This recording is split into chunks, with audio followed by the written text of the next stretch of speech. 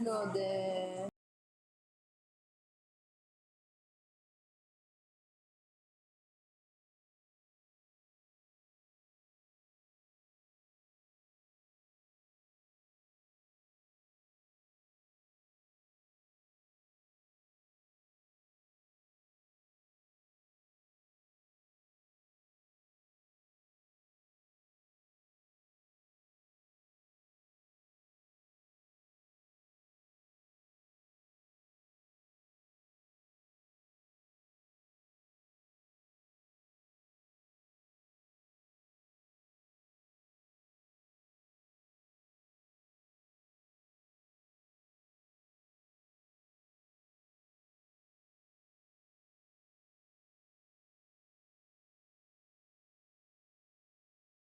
Thank you to everyone for being here today. It's really a great pleasure for me to have the opportunity of attending this summer school, this wonderful summer school, and for sharing our personal experience and some data regarding the role of breastfeeding, prematurity, and early infant experiences in the psychomotor development of co-regulation. And as Sabina told you yesterday, we are actually medical doctors, neonatologists, and we are working in a hospital setting, so probably my presentation will be a little bit different from the previous ones. So please feel free to ask questions or interrupt me if something is not clear to you. So to begin with, Gianluca has already said yesterday that the early period of life is very important, is crucial in terms of developmental programming. We know this concept very well, and we know also from a pediatric point of view that the most important period of early life that is so crucial in terms of developmental programming actually refers to what we call the first 1,000 days after conception, which means that this time frame includes pregnancy and goes up to the first 2 years of life.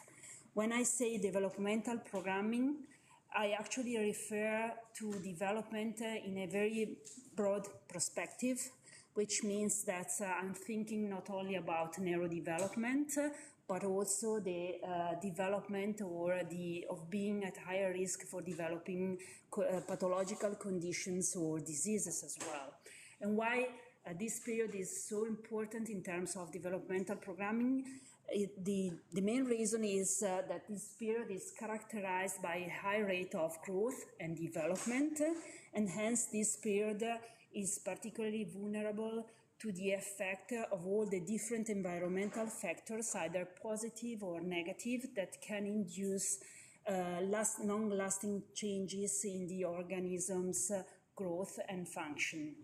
So as we have already learned, and as we already know, the unique developmental trajectory of each subject stems from an integrating balance between the genetic code, so let's say nature, and the effect of the different environmental factors, what we generally speaking refer to as epigenetic factors. So we can label this part of the balance as nurture, and we know that the epigenetic factors, the environmental factors, are able to modulate the degree of the methylation pattern of DNA, so that the genes that are encoded in our genetic code can be either activated or silent. So coming to the specific focus of my presentation, when we refer to environmental factors, we indeed can include breastfeeding, well, nutrition, and since we are speaking about newborns, we speak about breastfeeding. And we know that breastfeeding, as the previous speaker very nicely has already outlined, is the recommended mode of feeding for every infant, especially preterm ones.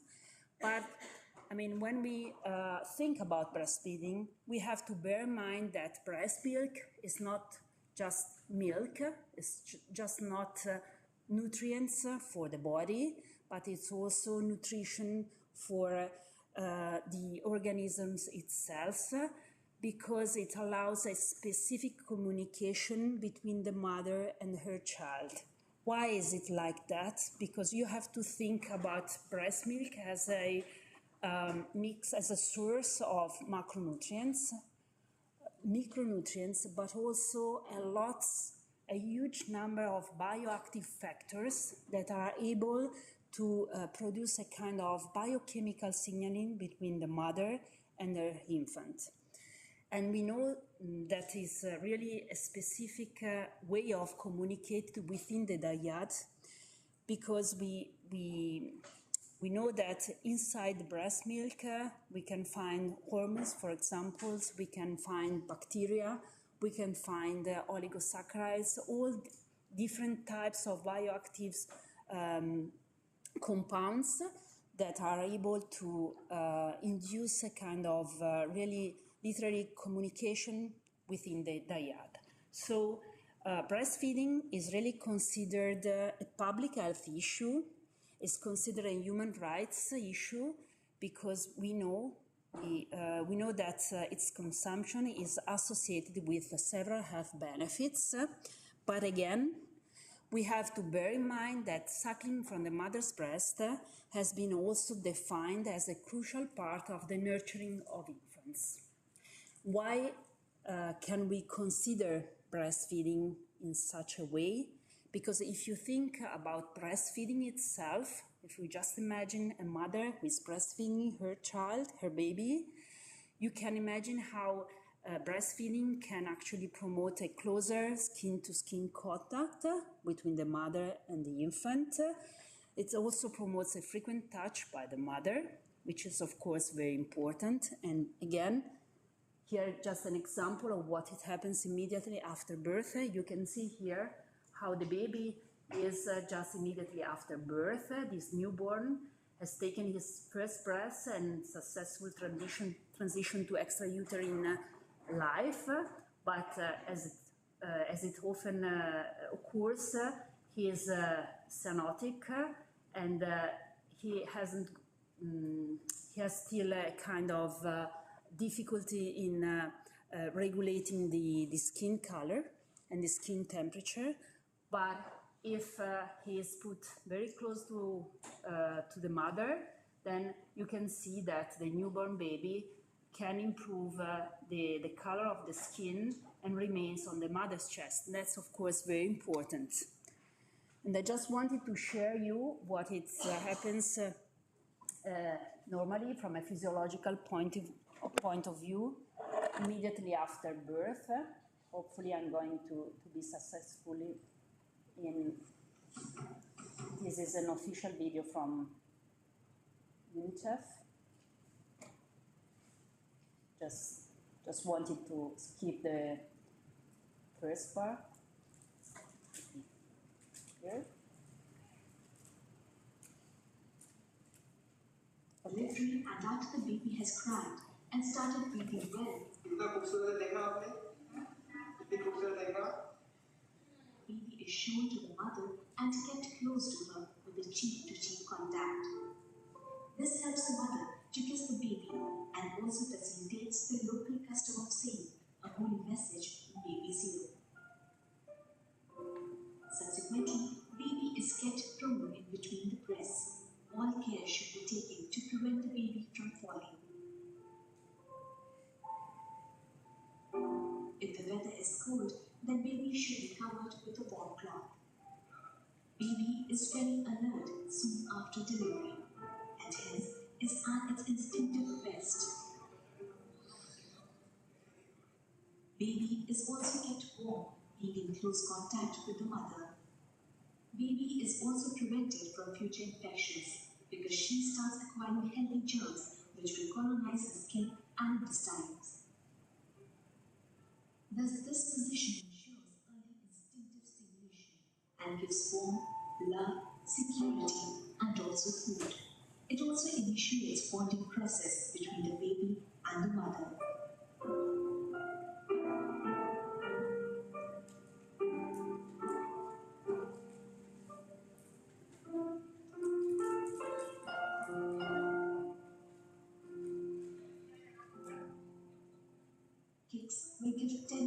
jerks to the womb, stimulating it to contract.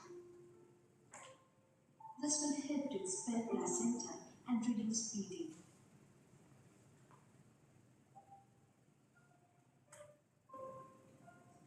Once baby realizes that food is in close proximity, it starts salivating. Smell is a strong stimulus which drives the baby towards the nipple. Baby's smell sensation is well developed. Smell of a chemical on nipples is similar to the smell of a chemical in amniotic fluid which surrounds the baby in the womb.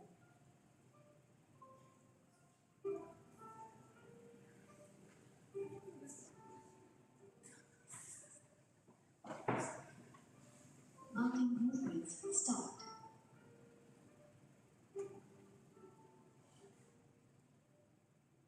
Her shoulder, hip, and neck muscles are sufficiently developed to help her move. Baby with her limited vision can see the areola. If baby raises her head, it can also see mother's face.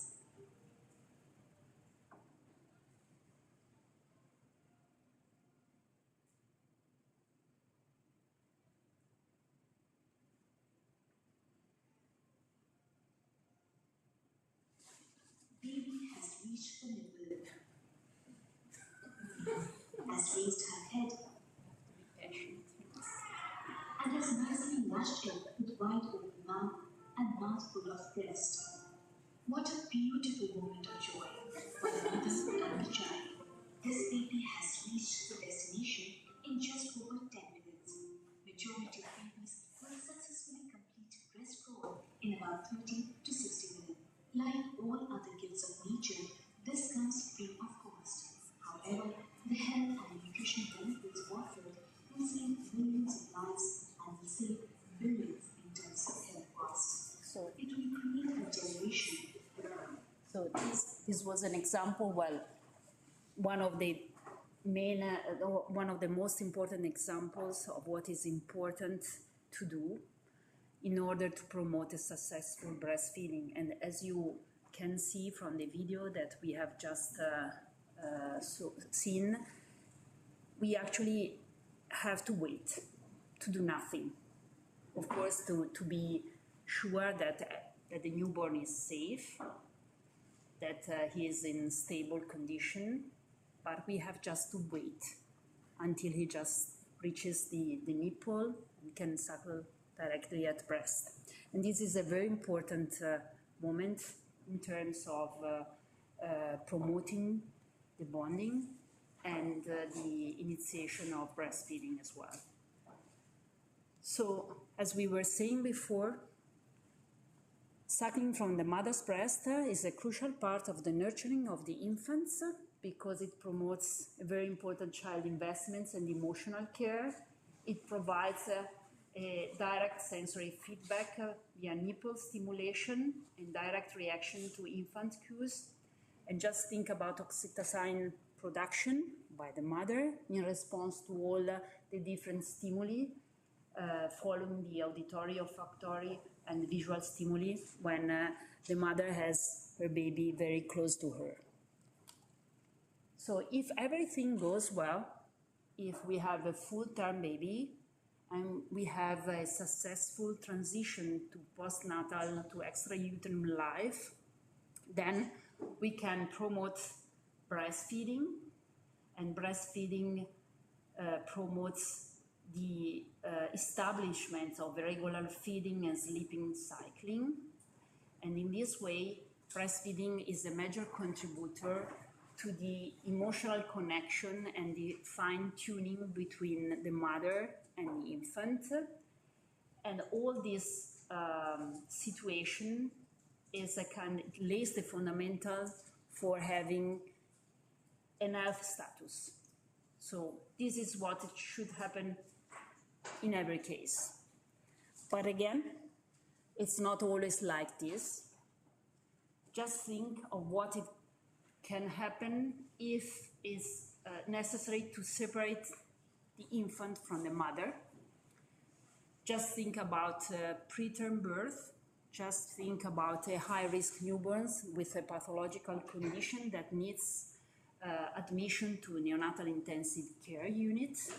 In this case, of course, not only the mother or the infant is separated from the mother, but we will have a kind of toxic stress for both of them, a disconnected parenting, a disordered attachment, and a vulnerability of both the infant and the mother, or the parents, if we want to include, of course, also the father, which is something really dangerous in terms of a higher susceptibility to develop a kind of disease status.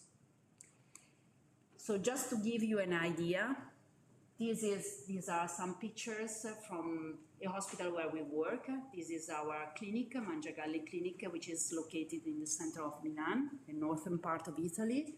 These are two pictures from the intensive and the intermediate care where preterm infants are admitted. And so this is actually the specific clinical setting where we work, and anyhow the clinical setting where preterm infants are hospitalized. In addition to the fact that preterm infants are separated from their mother, we have to bear in mind that they are also exposed to an environment which is not physiological. Preterm birth has suddenly interrupted the development of organs, so the organogenesis, and therefore preterm infants need to complete their organogenesis being exposed to several different environmental triggers which are not physiological, which they would have not been present if preterm infants had completed their intrauterine life. So this is something very important to bear in mind in terms also of developmental programming, in addition to the fact that the baby is separating from the mother, from the parents. And of course, if the exposure to non-physiological factors, environmental factors, actually refers to the development of every kind of organ and apparatus, the major concerns are related to brain vulnerability, so to neurocognitive outcomes.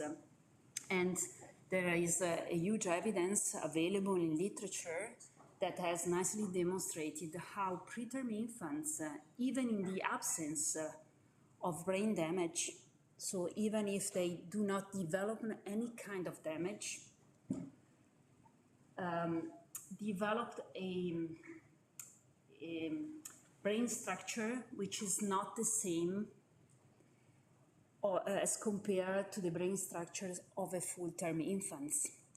And we are still trying to understand why this happens, why preterm infants, even around term-corrected age, actually exhibits a lesser rich content of folding in relation to brain structure, for example, and brain complexity, even if they have not developed brain damage.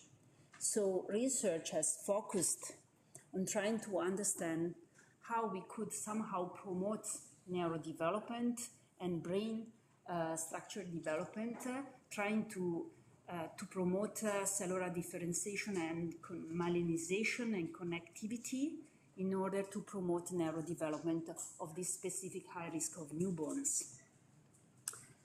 So what literature has demonstrated, first of all, is the presence of an increased risk of developing what has been called regulatory problems in this specific population, including excessive crying, sleeping, and feeding difficulties, which are present in a high percentage of cases in preterm infants.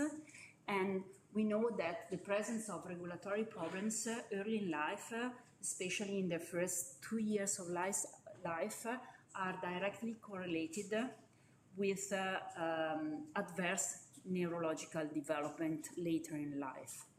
And here you can see the most frequent adverse outcomes later in life, referring to preterm, to infants that have been born preterm.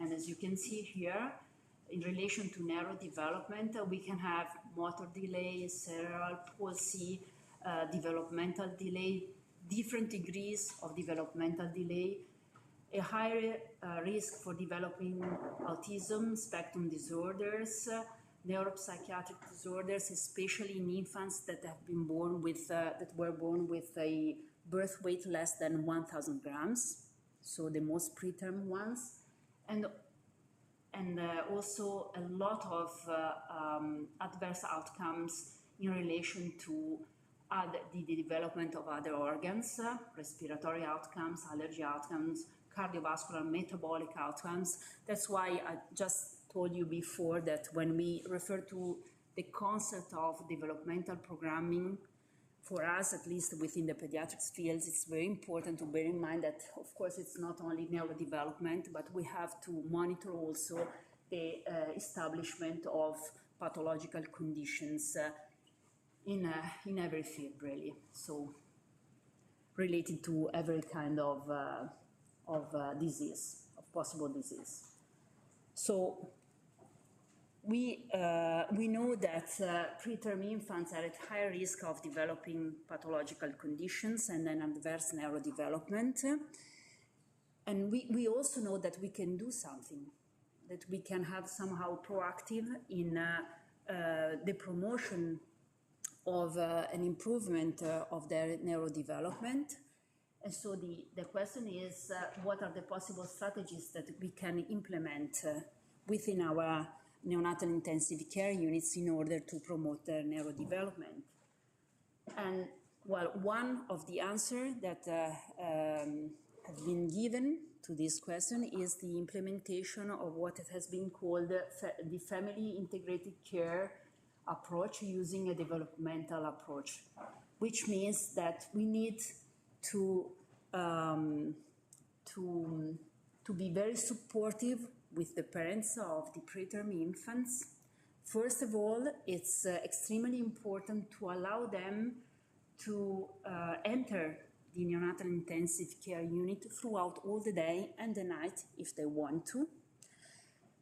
Why is this so important? Because we try to make them feeling very close to their infants. We have to reassure them because they are really frightened. They are, of course, worried because maybe their baby is not in a stable condition, is in critical conditions, and they feel that they are not good parents. They feel guilty, especially the mother, because she wasn't able to deliver the baby at term. And they feel frightened, and they just say, okay, I'm not a good parent. I prefer that the nurses and the medical doctors take care of my baby. And on the other way, we have to reassure them, and we have to try to include them in the everyday activities, of course non-medical activities, so that they can be reassured about their parental role. And in order to reassure them, we have to be supportive to them, to be with them when they, especially the first times, touch the baby. And for most of us, touching the baby is one of the simplest thing to do, but I can assure you that for a parent of a preterm baby, may be really a very demanding task. They really ask you, do you think, is it feasible for me to touch my baby, to open the coat and touch my baby? And then you have to reassure them, say, yes, of course, it's very important for you to be close to your infant, for your infant to hear to your voice, and to feel that you are near them. So when the parents are allowed to stay throughout all the day in the neonatal intensive care unit, they can be also educated in relation to identification of stress signals and in relation to non-medical items such as changing diapers or feeding or assisting in painful procedures. Just think about the fact that preterm infants are exposed to pain several times per day. They receive, of course, they are administered drugs. They are exposed to light, to loud noises, which are, again, non-physiological stimuli. So that's why it's very important to educate the parents in trying to recognize the stress signals of their infant in order to be able to promote their stability, to be able to handle their baby in a correct way. Just to give you an example, these are photos taken from this booklet, which has been published by the Italian Neonatal Society, and is entitled Con ragione e sentimento, which means somehow it can be translated with brain or a rational approach, and sentimento means feeling, something related to heart. And as you can see here, these are stress signals. So maybe you could try to identify which are the stress signals of these newborns. What do you think the stress signals could be in these photos? Any idea? Just try to focus, for example, on the kind of movements they show, the fact that tend to have extension movements, which is a kind of stress signals for them.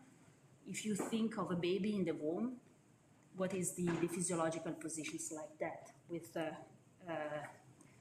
the arms that are in this position? So if for example, the arms or the legs are tending to be extending, that can be interpreted as a stress signal. If there is an excessive crying, of course, that's a stress signal as well. In this case, you see that the baby is trying to find a kind of physical boundaries, and he's trying to feel contained, like it should be within the womb.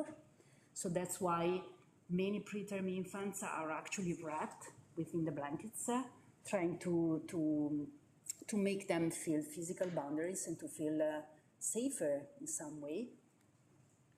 And these are positive regulation signs. So you see the hands in the mouth.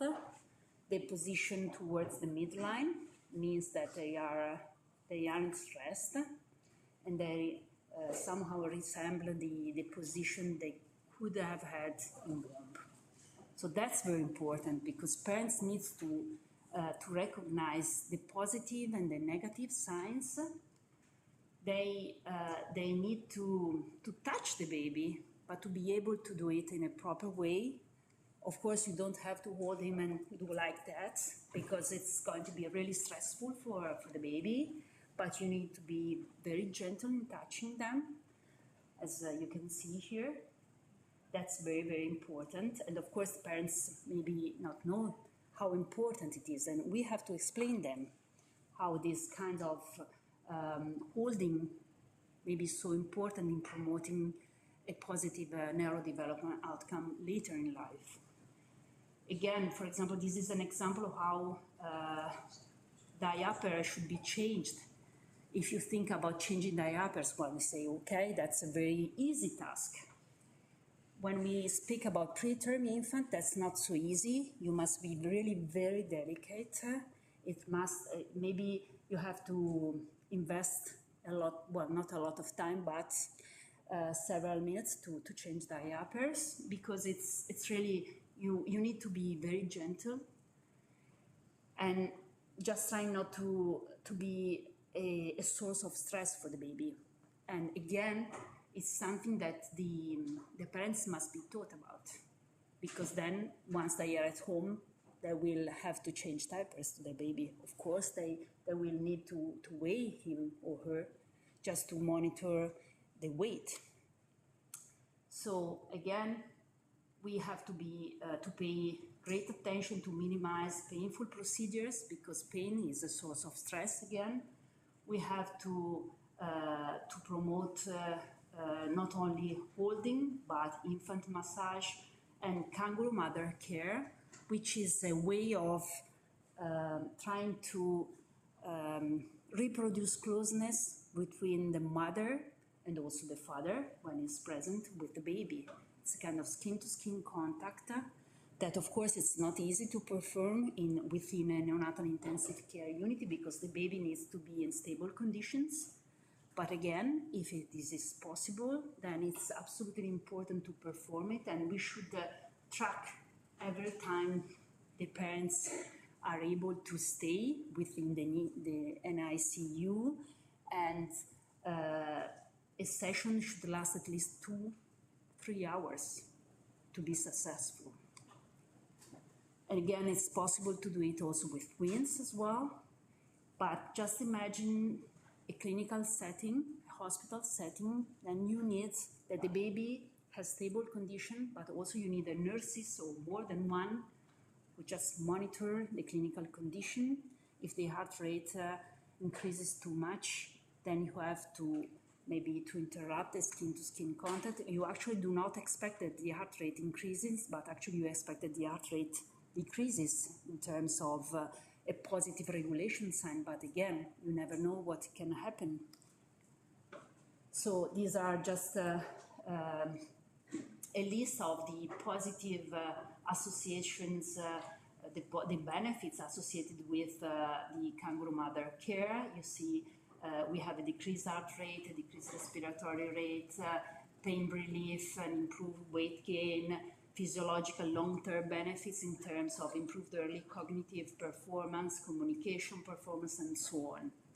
So really, performing kangaroo mother care is extremely important. It's not easy. We have to have a good, good ratio between nurses and the number of preterm infants that are hospitalized. But again, if it's feasible, it's very important to perform it. We should also be very supported with breastfeeding. And again, preterm infants are not able to suckle at breast independently, especially if they are very preterm ones. And at the beginning, they need tube feeding. So that's why mothers are encouraged to express their milk in order to provide their express breast milk through the tube feeding at the beginning. And that's, of course, as you can see here, at the beginning, we have to use tube feeding. And then we have to promote oral feeding and direct suckling at breast when it's feasible. We have to protect preterm infants from very high nose, loud sounds. We have to promote language exposure, so it's very important to teach parents to read booklets to their infants, even if they do not understand what is read. They just listen to the voice, to the maternal and the parental voice. It's also important to protect vision, so to keep eyes covered, to cover incubator as well, and to promote irregular sleep pattern. And as you can see here, the incubators are generally speaking covered with a blanket in order to avoid the exposure to a very bright light, and we should try not to make so much noise. But that's because just think about the medical alarms, the alarms for the medical device. Just think about how loud we can be about when we speak with other colleagues. Just we have to bear in mind that it's not good for our babies. And that's why we have a kind of signal which just gets red when we are too loud. So it's just like an ear. It's like an ear that comes green if the noise is not so loud. Then it comes yellow and then red if it's really too loud. So I just wanted to share you some results from clinical research. So this is one paper that has been published by our research group, which has been coordinated by Professor Fumagalli, who couldn't be with us today, but she is part of this project too. And in this study, the preterm infants have been randomized to receive either standard care or an early intervention, which included both tactile stimulations through infant massages performed twice a day and visual interaction provided at least once a day with a black and white toy or parent's face. And what they wanted to search for was the degree of L1 methylation, which is a line which has been involved with brain development and the neurodevelopmental assessment at 12 and 36 months of age.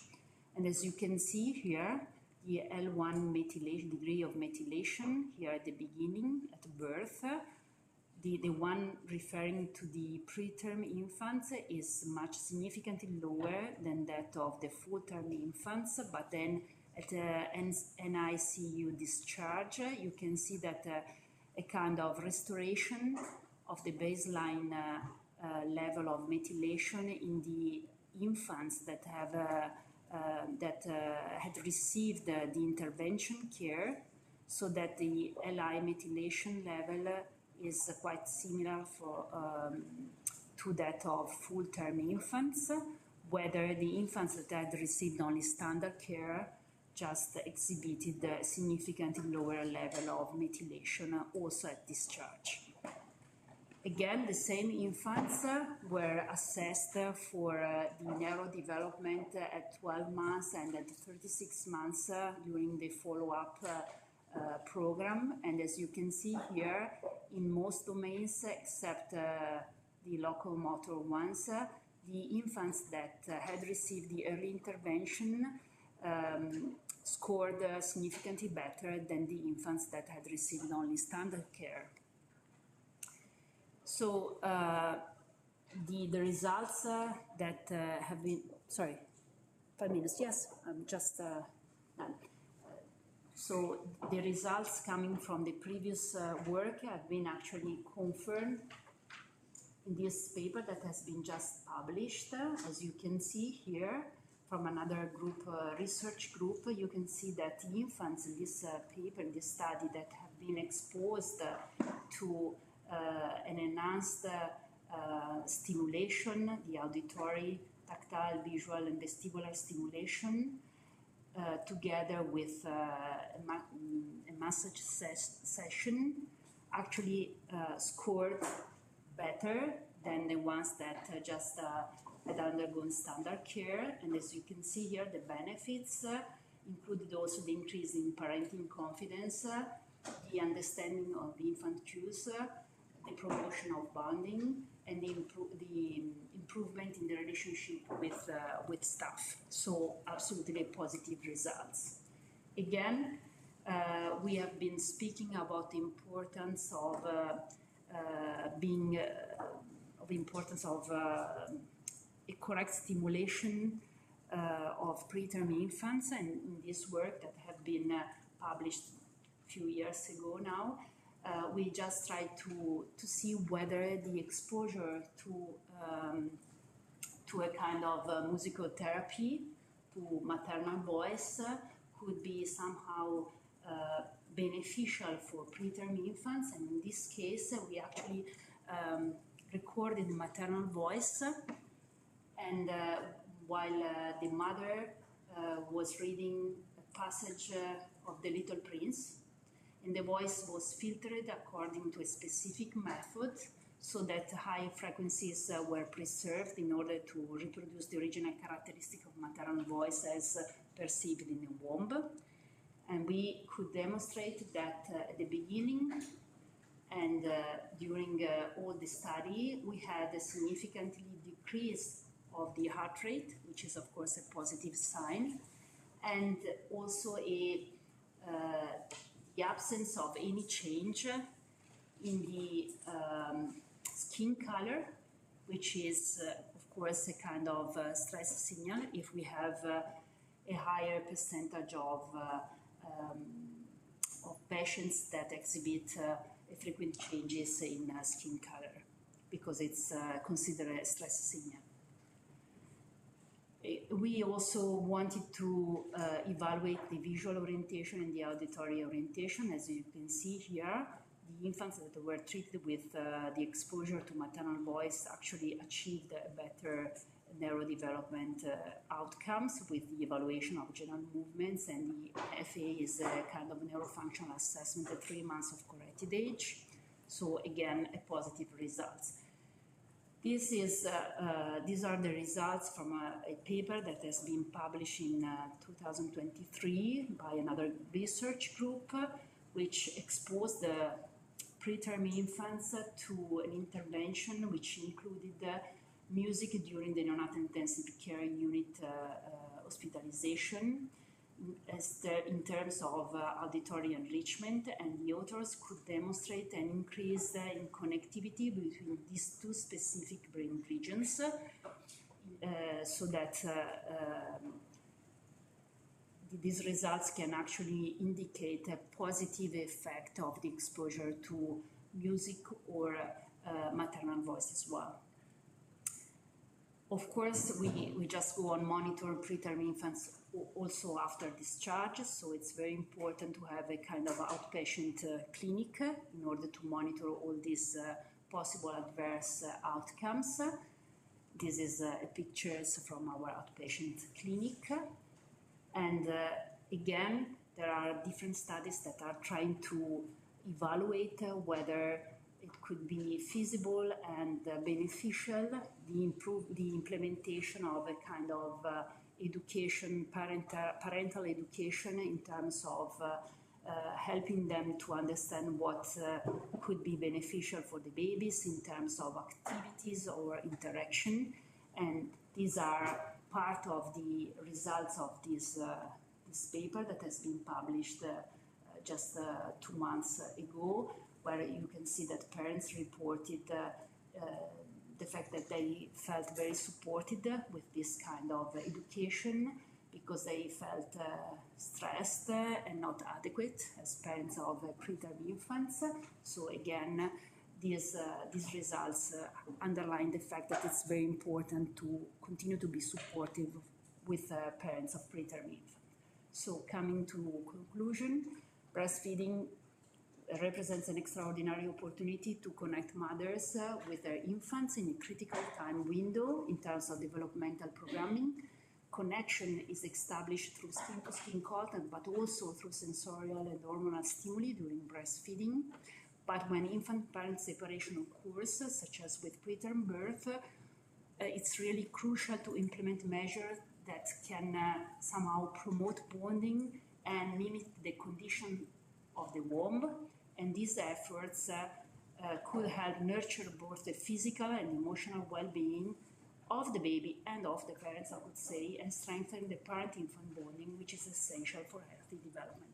Thank you for your attention.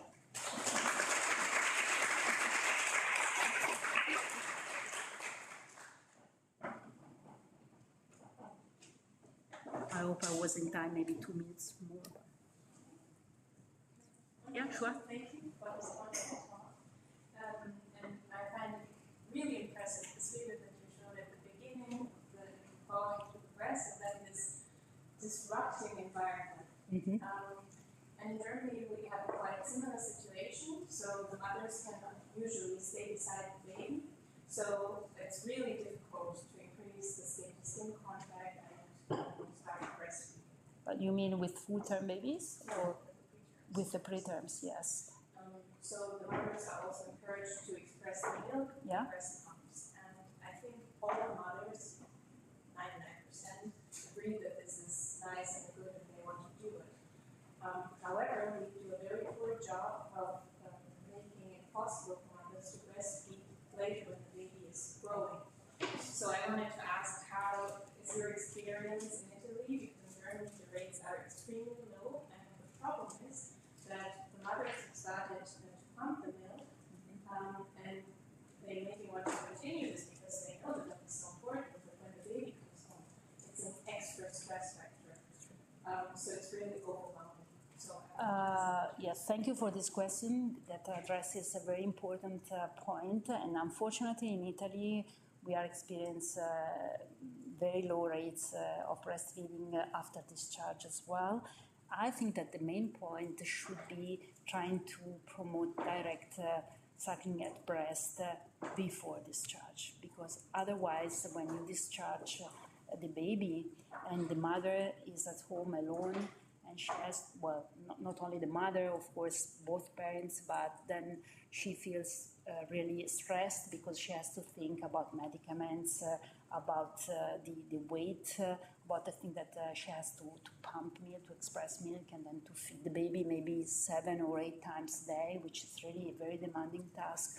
And so maybe I guess that the best strategy could be or should be to promote direct suckling at breast. And in our experience, we are not so good doing that, because most of our babies are actually discharged human milk, fed with human milk, but with expressed breast milk. So maybe we should work a little bit before discharge in order to enable mother to be a little bit more relaxed as when they are at home. That's a good point.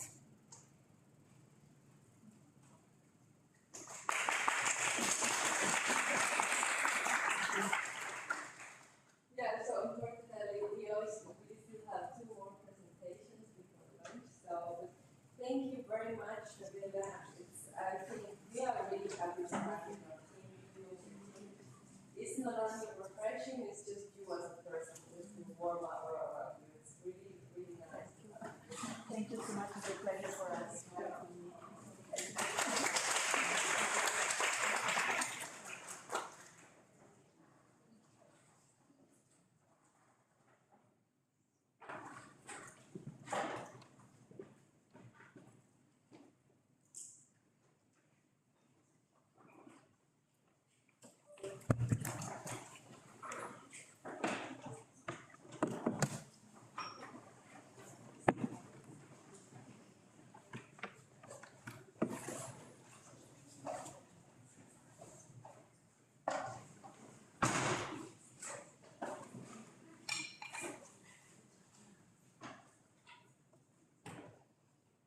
Is this the cable from here?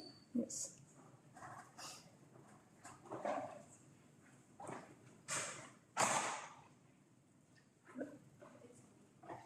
Nice. Okay. Hi, everyone. I will introduce myself, I guess. I'm Dora Kampis from Copenhagen, and I'm one of the 2 PIs on that site. I've been basically the one implementing this project on our end. And after me will be Victoria, who's the other PI there. So I will be talking to you about kind of a range of studies that I've been doing recently and further back in time, and I tried to integrate them for the purpose of this meeting, also to sort of think about how it relates to this project. But let me start from sort of a really old question when we think about the social world and how we begin to think about the social world as children and infants. And so one of the questions that has been asked first time a long time ago, and since then many times, is when do children develop a theory of mind? When do they start to think about the mental states of others? And well, I'm not going to go into this debate at all, but basically this question was formulated as a yes/no question. Can they represent the mental states of others? Can they think about others' beliefs or preferences and perspectives? And very broadly put, first, the conclusion was no, infants cannot do this, only children can do this. And then the next sort of step was that with infant-friendly techniques, such as anticipatory looking, violation of expectation, people have found repeatedly that infants from a young age respond according to agents' mental states. And there's a whole replicability debate about this, which I will also just not go into now.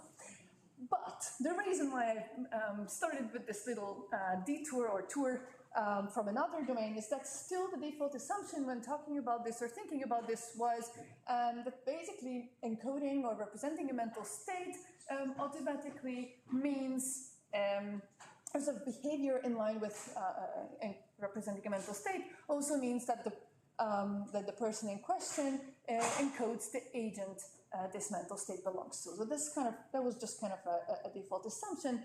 But what I will do in the first part of this talk is to show you some more recent evidence that I hope to convince you with that actually this might not be so trivial early in development. There might not be a binding of this sort of content of a mental state to the agent it belongs to early on in development.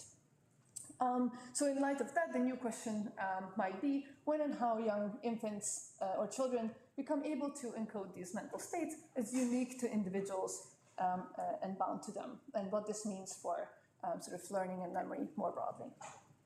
Okay, so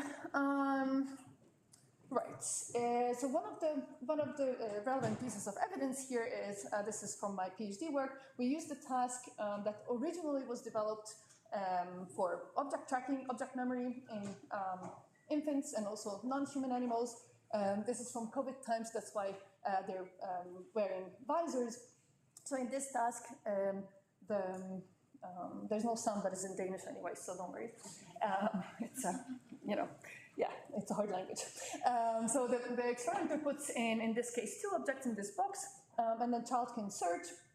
Child retrieves 1 object, and actually we hit the second one. So the question is, how persistent is the child when not finding the second one that nevertheless should be there, right? And if they continue to search, it means that they think there's still something in there to look for. And of course, this child does that. That's why I show you this particular video. And so then the experimenter happens to find it. Really, it's in her hand when she finds it. So now there's 0 inside, right? We put in 2, both were retrieved. Now there's nothing inside.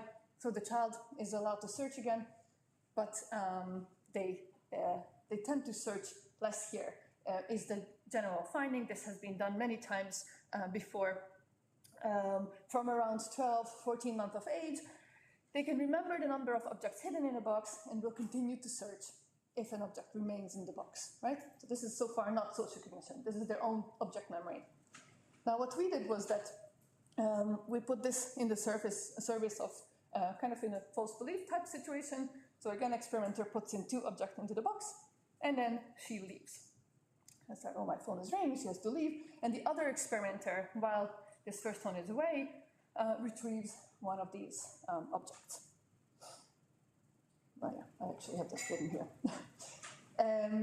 So then the first experimenter returns, and she takes out 1 herself. So this is me when I was much younger. The experimenter says something like, oh, what's in the box? Let me search, let me search. Oh, how nice. So she takes out 1 object. So at this point, she thinks she took out the first out of 2, right? But actually the baby knows that the first one or the second one is also already gone. Does that make sense? Yeah. So in this false belief case, the experimenter thinks there's something inside, the child knows that it's empty, and this is contrasted with, let's call it a true belief scenario now, when the experimenter remains while this first object is taken out, and then she leaves, but nothing happens while she's away. So this is just a reminder, right? I didn't explain this graph, but this is basically, if it's above 0, it's longer search when there's something in the box, right? And so essentially what we found was exactly the same, but when not the baby, but the other person thought there's still something in the box. So this is longer search in the false belief scenario compared to the true belief, meaning that infant's search was modulated by the belief of the other person. So these were 14-month-old babies. Going further on this line of investigation, in another study, so this was led by Belisar Manea, who was at the PhD student at the time, he wanted to look at whether infant's object memory is modulated by what the other might believe. So I'm putting this now in belief terms, but we can discuss terminology. But so basically what happens here is that infants, these were 8-month-olds, they saw an object being hidden in one location. So this is let's say the left location, and this was co-attended with this agent on the screen. Then the agent disappeared, and the object relocated to the other side, right? So we know that babies can track objects in other non-social scenarios. So here we know that by default they should be surprised if this ball disappears from the right side. So the two outcomes that they saw was either the right occluder falls or the left occluder falls and reveals an empty space. So the question is, which one is more surprising? If the ball disappears from where it actually is and the baby has seen it, or if their memory is modulated by the other person's belief or perspective, then counterintuitively, the other might be more surprising. And that's exactly what we found here, is that they actually looked longer, they were more surprised if the object disappeared from the location where the baby themselves knew very well the object already transferred out from. So this was, we took this as evidence that here the baby's own processing was not just modulated, but biased by what the other person has seen. So this was just for location of object. And in another series of studies, we went further and wanted to see how far can we push this. So to look at this, we used EEG here, specifically the N400 ERP component, which is generally sensitive to semantic mismatch. It's N because it's negative direction, which here is plotted as up, and 400 because it's around 400 milliseconds. And essentially, for example, if you see a shoe and I point at it and say, look, a car, then you'll respond with this more negative component. There's lots of other contexts in which this was found beforehand in adults, but for us, this is now the most relevant. And this has been found also reliably from around 14 months of age, in some cases earlier. And so this N400 effect, it means there's always a response, but it's a larger negative response if there's a mismatch with something that infants expected to hear and really the label that they heard. And this is the case also if they don't see the object at the time of labeling. So they can remember the object, and if it's mislabeled, they respond with this heightened mismatch. This is not 2004, it's 2024. So we ran this study to make sure that they can remember objects and respond with the ERP. Okay, so now what we did, ignore. Okay, so there's some confusion here with the animation. Okay, so ignore the response for now. Here's what we did. Infants saw these labeling events. The object was always hidden at the time of labeling, and it was always incorrect for the baby, right, in this study, always incorrect. But in half of the trials, it actually matched what another person thought is being labeled. Does that make sense? No. Right, so the prediction would be if babies process this from their own perspective, this should make a difference because for them it's always incorrect. But if they respond, what we call here alter-centrically, so from the perspective of the other, there should be a difference. Okay, so this should have been up first. So this is how it looked. On the right side you see the baby, left side the video that they saw. So let me just restart this. So the person puts this object into the box, and then she disappears. She never actually returns. Well, in the next trial she returns. And then the object is swapped to another one, which the baby can see. And then it's labeled. There's no sound now, but it's, I can answer questions if you're interested. It's labeled in Danish with the corresponding word. So the person now believes there's a duck inside. The baby knows it's a shoe inside. And so we label it either a car, right, which is incorrect for everyone, or we label it a duck, which is still incorrect for the baby, but it's correct for the other person. And now you can see the response. We found, again, a difference between these two conditions. So babies they responded, these were also 14-month-olds, they responded with a lower mismatch response if the label made sense for the other person. And so we call this here alter-centric modulation. So the processing of meaning was modulated by the perspective of the other. And just very preliminary, or sort of, this is very post hoc rather, we had some measures of how much time the baby spent with their parent. We wanted to see if there's any relations with that, and there was. So I just thought to bring this because maybe it's interesting for the project now. But this is not specific to this particular processing of what we measured, right? But it raises questions of the susceptibility to others' perspective, maybe related to parental interactions. And so, okay, so far what we showed is that their processing of meaning is modulated by the other, but actually we went further and again to see if it can be overridden by the belief of the other. And this was because, we wanted to probe if their own perspective is processed at all. So here's how that looked. So now we kind of swapped it around. It was always congruent for the other. Yes, always congruent for the other, right? The labeling, but in half the cases incongruent for the baby. And so this is because, you'll see the videos. So again, she has the object and she either stays there or disappears. The object is again swapped.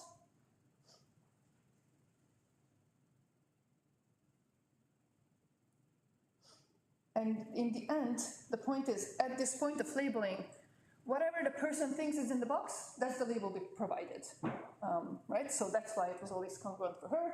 But in the case where she was away when the swap happened, this was a mismatch with what the baby knew was in there, yeah? And so what we find here is absolutely no difference between these two conditions. So at least in this case, there wasn't any response from the baby's processing of meaning or ERP, brain response, to a mislabeling of something.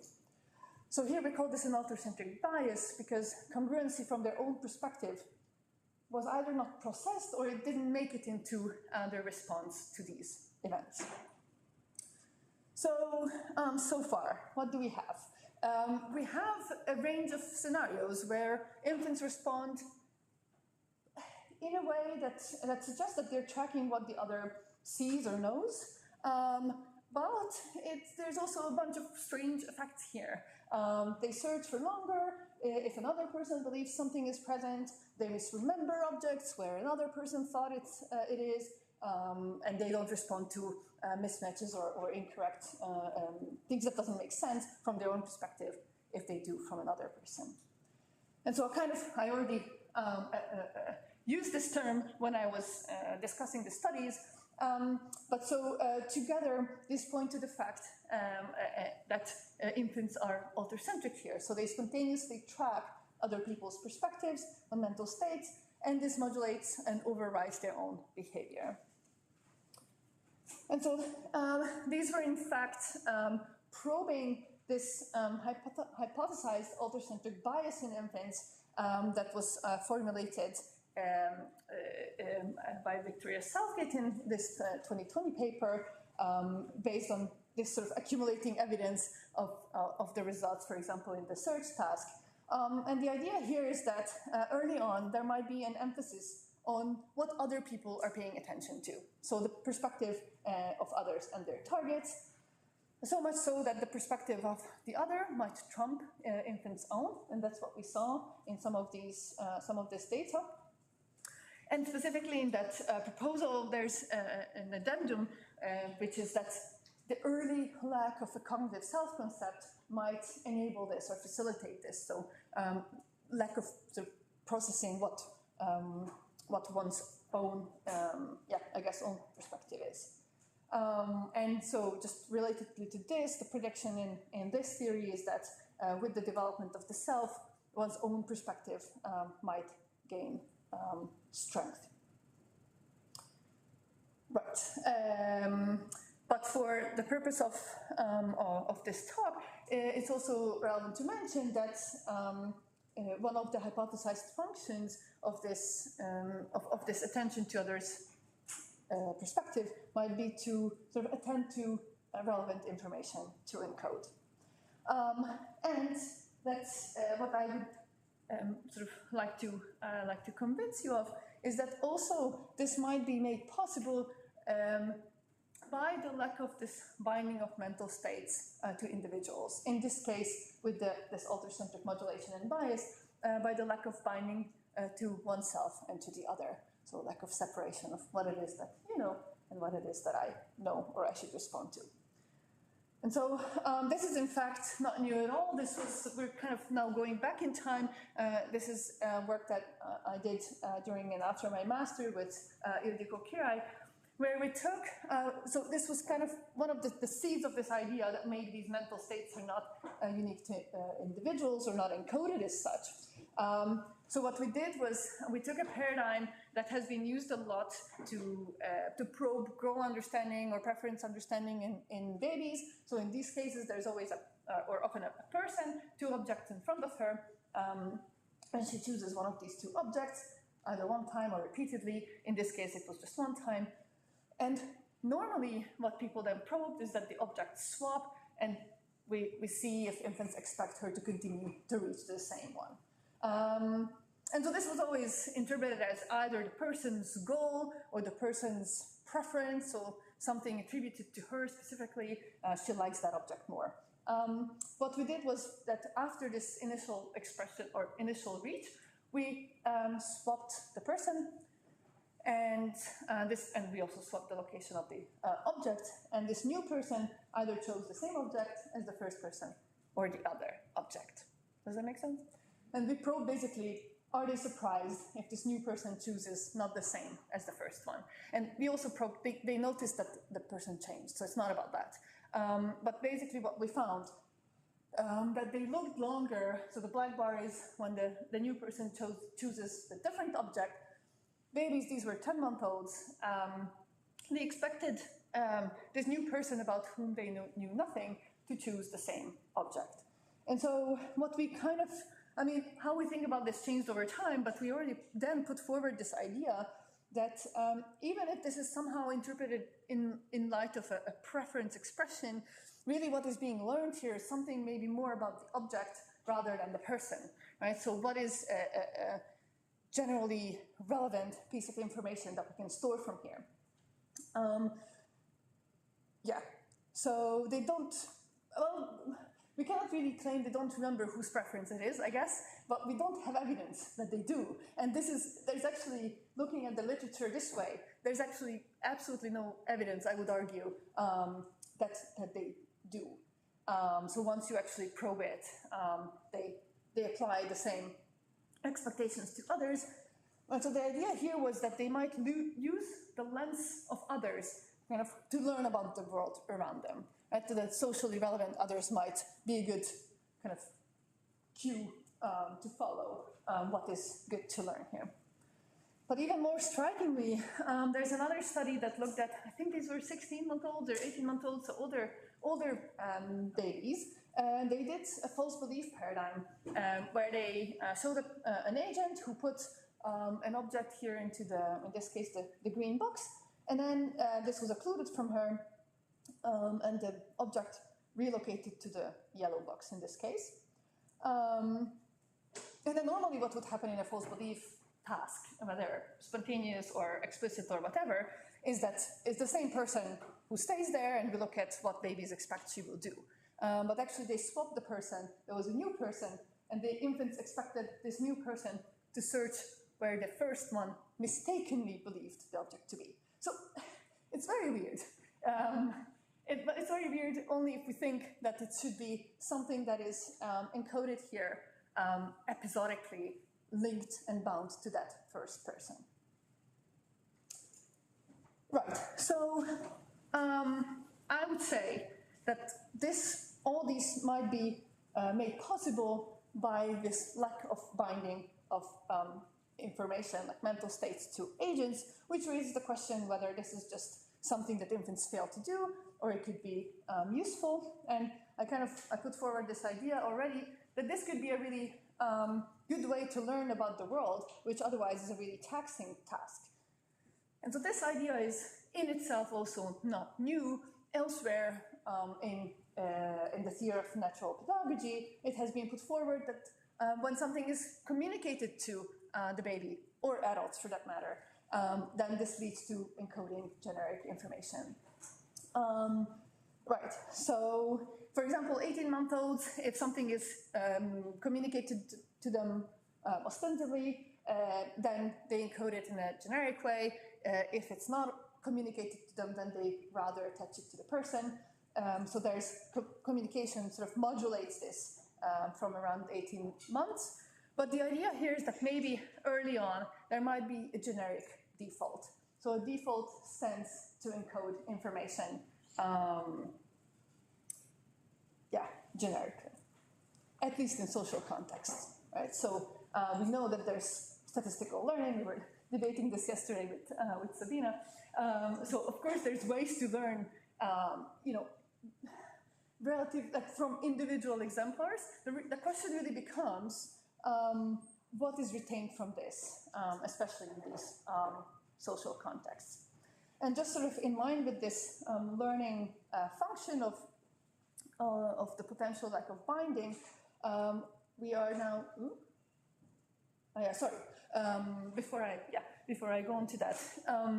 So the idea here is that this might be part of a larger phenomenon whereby early on these kind of phenomena that we know about, lack of source memory in young children, infantile amnesia, so not retrieving individual episodes, at least later on, but also its limited presence in infants, might be part of the same phenomenon, where the goal of learning early on is rather to acquire generic information, especially when it comes to social context.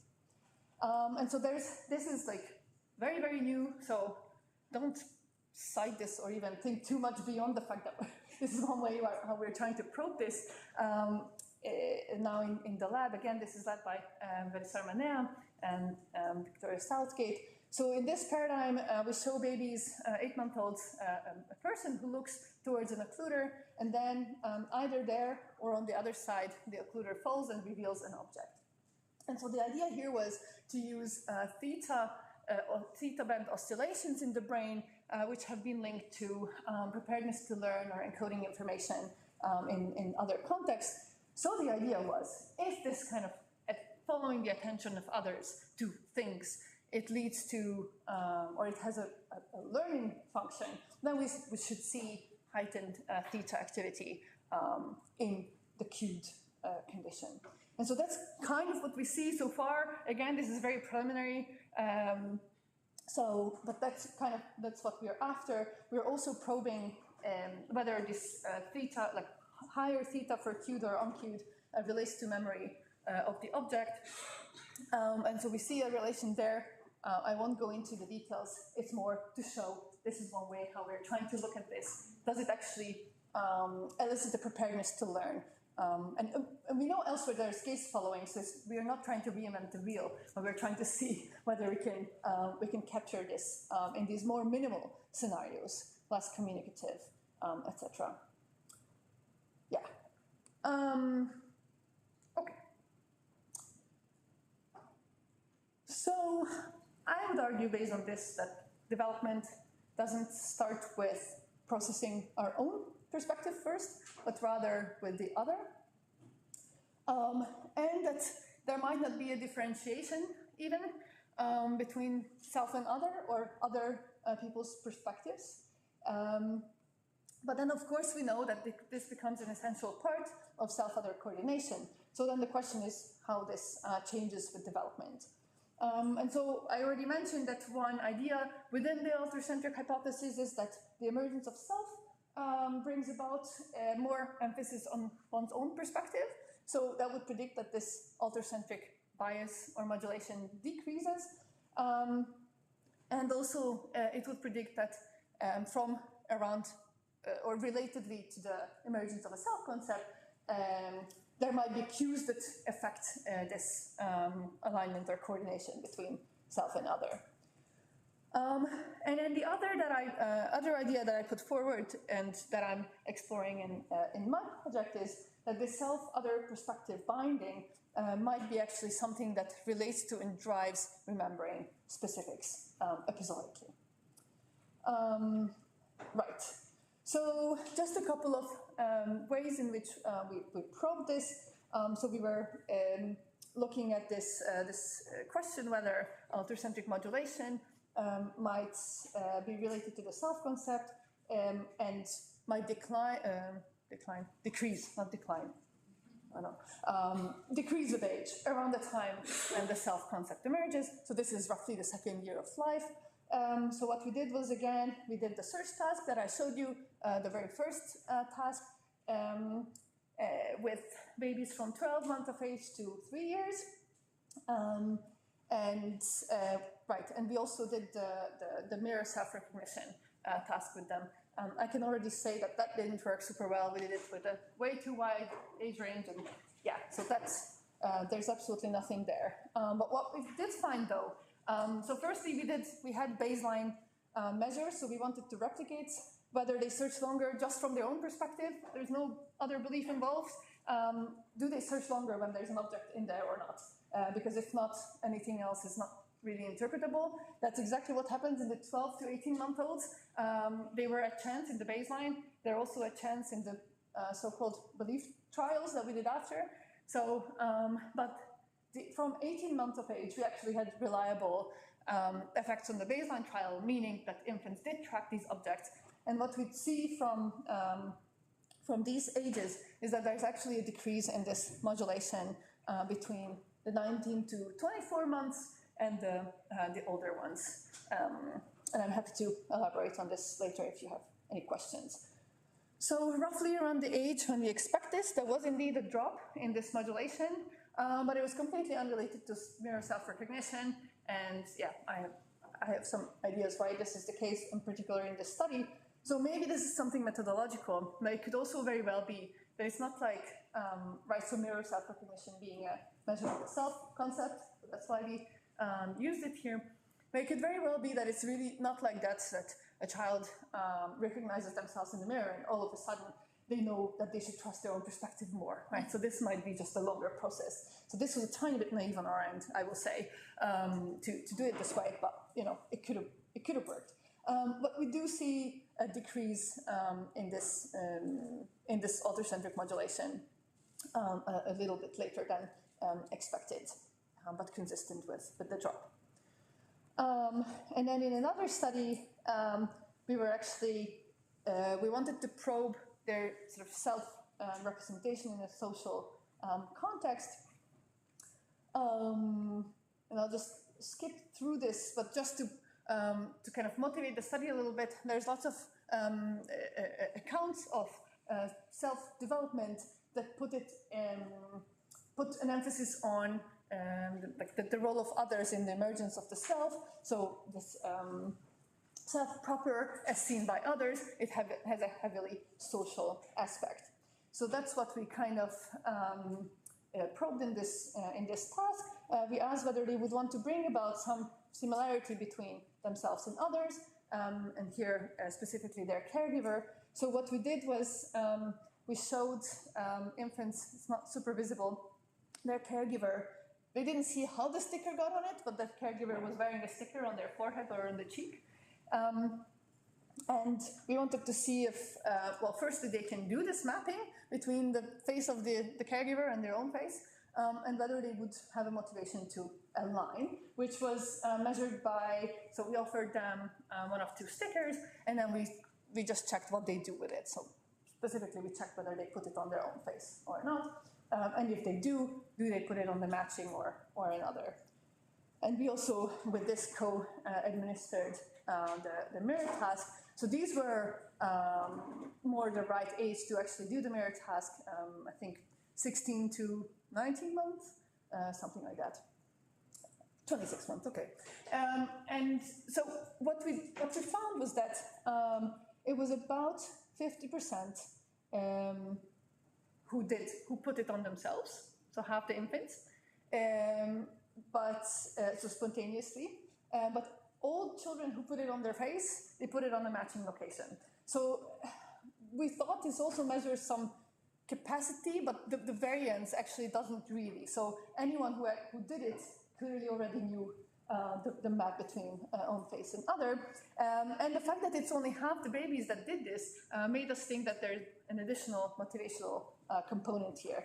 Did they want to do this at all? But also, I said there's not much capacity measured here. Maybe that's not completely true. We did find a relation with the mirror task. So those infants who passed the mirror task were more likely to place the sticker. And so then the question became whether we can modulate this in relation to developing self-awareness. And this is pretty much the only study that I did explicitly with Synchrony. So knowing that there's a role of Synchrony in self-other alignment, we know that the perceived degree of contingency, it serves as a basis of perceived relatedness in adults. So this can help us to tune in or to distinguish ourselves from others, how we relate to others. And in adults, Synchrony relates to a range of induced synchrony, leads to a range of social effects, more cooperation, more increased affiliation. And one of the reasons why this might be the case is sort of either a blurring of boundaries between self and other, or some sort of similarity that fosters alignment. And there's some corresponding evidence also early in ontogeny. So there's some preference for Synchrony from 12 months, and Synchrony also increases prosociality in toddlers. So in this study with Eliza Wiedemann at CU, so she wanted to see whether the self-other alignment can be modulated by Synchrony, and how this relates to the emergence of the self concept.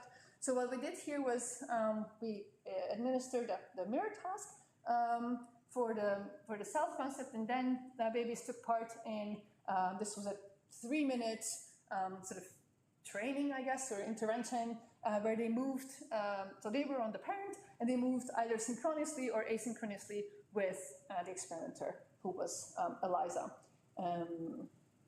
And then we did the sticker task to see if this would be affected. So would they be more motivated to place the sticker on themselves or choose the same sticker as her?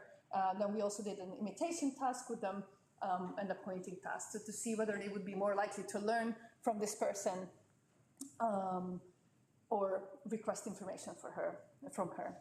And I won't talk about the pointing. Yeah. And right, so generally the prediction was that Synchrony will affect all these measures, and specifically in interaction with the self concept, right? So if anything, then it should be the mirror passers that should be sensitive to this manipulation. And so that's essentially what we find. So in all, this is now sticker choice, sticker self-placement, and also on the head touch. If you see on the right side, there are the recognizers, and those are the ones who show a difference. Interestingly, actually, we have a reverse effect in the sticker choice. So the asynchrony group was more likely to choose the same sticker. And we have some ideas why this might be the case. Obviously, we expected it the other way around. But it's a consistent pattern that the synchrony manipulation affected some of these measures of self-other alignment, physical alignment, behavioral alignment, so learning from the other, and that this was mainly the case in children who passed the mirror task. And so the idea here is that once this self-awareness emerges, then synchrony might become a cue for them to use to relate to others. Right, and just to kind of show the other end of, because synchrony can facilitate alignment, but I also, I'm actually really interested in how not lack of synchrony, but how we can actually achieve or learn that we are different and supposed to be different from the other. So self-other distinction. how that comes about and how can we affect it. We looked at this in a perspective-taking task. So this might be familiar to many of you. It's called the director's task, where basically there's a director who doesn't see part of the scene, and the way we should follow their instruction should be by taking their perspective into account. And children are not great at this. There's a development over the ages. So these were 3 to 6-year-olds who participated in it. And what we did was we had an imitation group and an imitation inhibition who, before doing this perspective-taking task, they did either the same as the experimenter or they did sort of complementary actions. And here the idea was actually that it might not be the best to really tune into the other, because actually you need to distinguish what you see and what the other sees, and when you interpret their communication afterwards, you have to consider their uniqueness. And indeed what we found is that in the imitation inhibition group, children were slightly better than in the imitation group, and also compared to non-social inhibition. So this is, at least in this study, it wasn't just any inhibition. It was specifically doing something different than another person. And so what I would conclude from this is that this distinguishing self and other might help knowing the unique perspective of the other. Okay, so I talked about a lot of things so far. So I started with what I hope, yeah, I know. Actually, it's 7. I can see it here. It's 38 minutes. Right, we started off with young babies not necessarily encoding their own perspective, not tracking whose perspective is what. I argued that maybe this facilitates generic learning. And then also we saw some evidence that, that later on there can be a distinguishing between self and other, and it can respond to various cues from the environment. So all this actually led me to become interested in how remembering specific emerges. And so elsewhere in development, people are very much preoccupied with this question, and specifically that's the study of episodic memory development. And for me, these are really two questions that are very much linked. What is it that we retain, that we remember from a situation? How specific are the things that we encode? So this is not results, this is just kind of my depiction of how we think about these, the different phenomena. So on the one hand, I was hypothesizing and showing some converging evidence that autocentrism might decrease over these first couple years of life, perhaps responding to the emergence of self-concept. And then we also know that in these same years, episodic memory gradually increases. So the idea here is that maybe this is not a coincidence. Specifically, there's situations early in development and also later on where babies are confronted with situations where people see things differently, right? And actually that's supposedly one of the elements of jointly attending to something. And relatedly, around the same time, indeed, we see also the self to emerge. So what I'm interested in is whether this self-other perspective contrast might have a functional role in relation to episodic memory development. So here's how the hypothesis goes. So if early on there is no perspective binding, but we know that from around 3 years of age, children are able to form relatively flexible episodic memories. Episodic memory also develops beyond age 3 heavily, right? But that's kind of when we saw the first, or we see the first robust evidence for flexible use.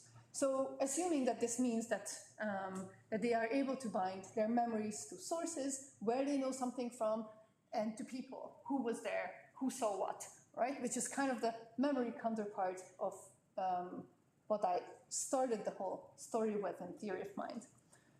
So what happens in between?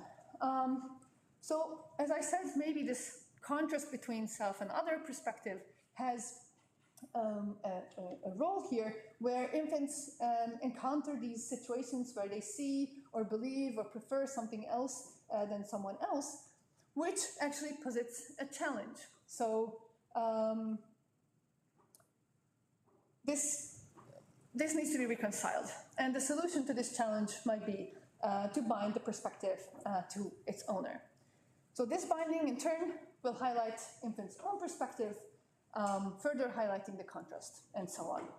And so this iterative process, I hypothesize, might eventually lead to children mastering how to keep track of different perspectives, and tracking these over time requires remembering perspectives bound to people, which is how this might be inherently linked to binding memories to their sources.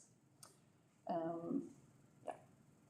So what we're looking at here in this project is actually a longitudinal study with exactly these ages from 1 year, 1.5 year, 2.5, just to have an extra time point there until 3 years of age. And some of the things that we're looking at is whether the social binding might relate to the emergence of episodic memory, and relevant to this SYNC-IN is how parent-child interaction might influence this process. So this is just to kind of, don't process this whole figure, but we have a sample of around 120, and we do this sort of social binding tasks with them, some basic memory binding tasks, parental input tasks. We repeat these, add self-related measures, also some brain measures, and eventually at 3 years we will probe their sort of more flexible episodic memories. And right, so why do we measure parental input? We know that in memory there's social influences on autobiographical memory, and it's actually already put in this context of distinctiveness, like understanding distinctiveness of self and other, different sources, different memories. Also, when it comes to narratives, to build a coherent retention, story, narrative of our own memories. And this is kind of what we might see also in this shared intentionality context, that negotiating this joint attention, non-verbally even, but maybe also in turn-taking conversations, might make it mutually understood also that we see things differently. So just the type of things we look at here is some free play, we call mental state language, and some conversation between the dyads to look at how this influences episodic memory.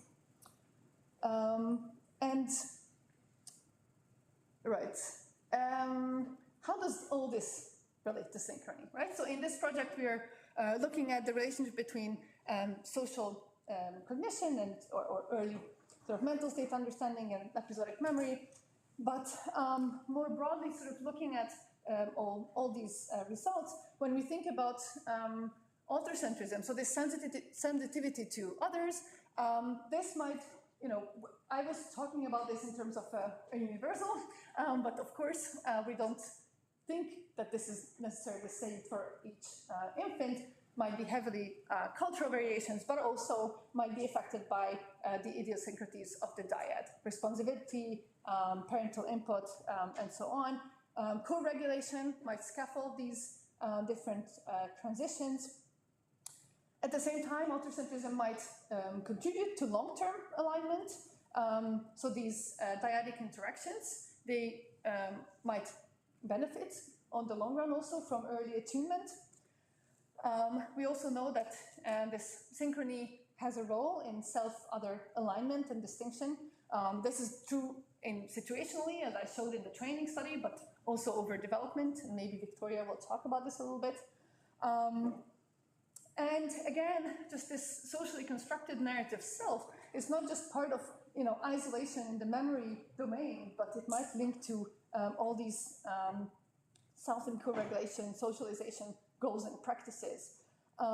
And kind of just as a final note, more recently I've heard Nora Newcomb, one of the prominent episodic memory researchers, to talk about the fact that there's this whole idea that the social inputs for memory development just contributes to generic memory capacities, but actually that might not be the case at all. And what it might contribute to more specifically is conversations about memories within a dyad. So kind of linking this back to how caregivers and children construct together development. And with that, thank you for your attention.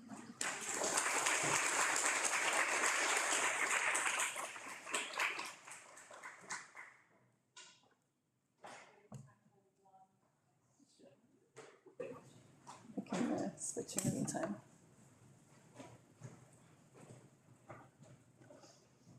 It's not really a question, but I think it would be interesting these experimental situations. The other was always a matter of would it make a difference if it's your mother or a stranger or a baby? Yeah. Old age? So I think absolutely, yes, probably. The only tentative evidence we have is with the preference, with the agent swap. We did that study, but it's not published because it's not my own to publish. So with starting with a child, so we have transfer from adult to a child, but not the other way around. And then we also had a kind of a, it's not really humanoid, but a robot that can, it has like facial features and reaches. And it also doesn't transfer from robot to person. So I think it really matters. And probably the caregiver is the one who's the most prominent. That would make sense. Yeah. Thanks. Oh, Dora, what are you doing? Thank you so much for this fresh perspective. I can see where discussions are coming from now. Yeah. Looking very forward to like good. Yeah. Thank you as well. Thank you so much. Thanks.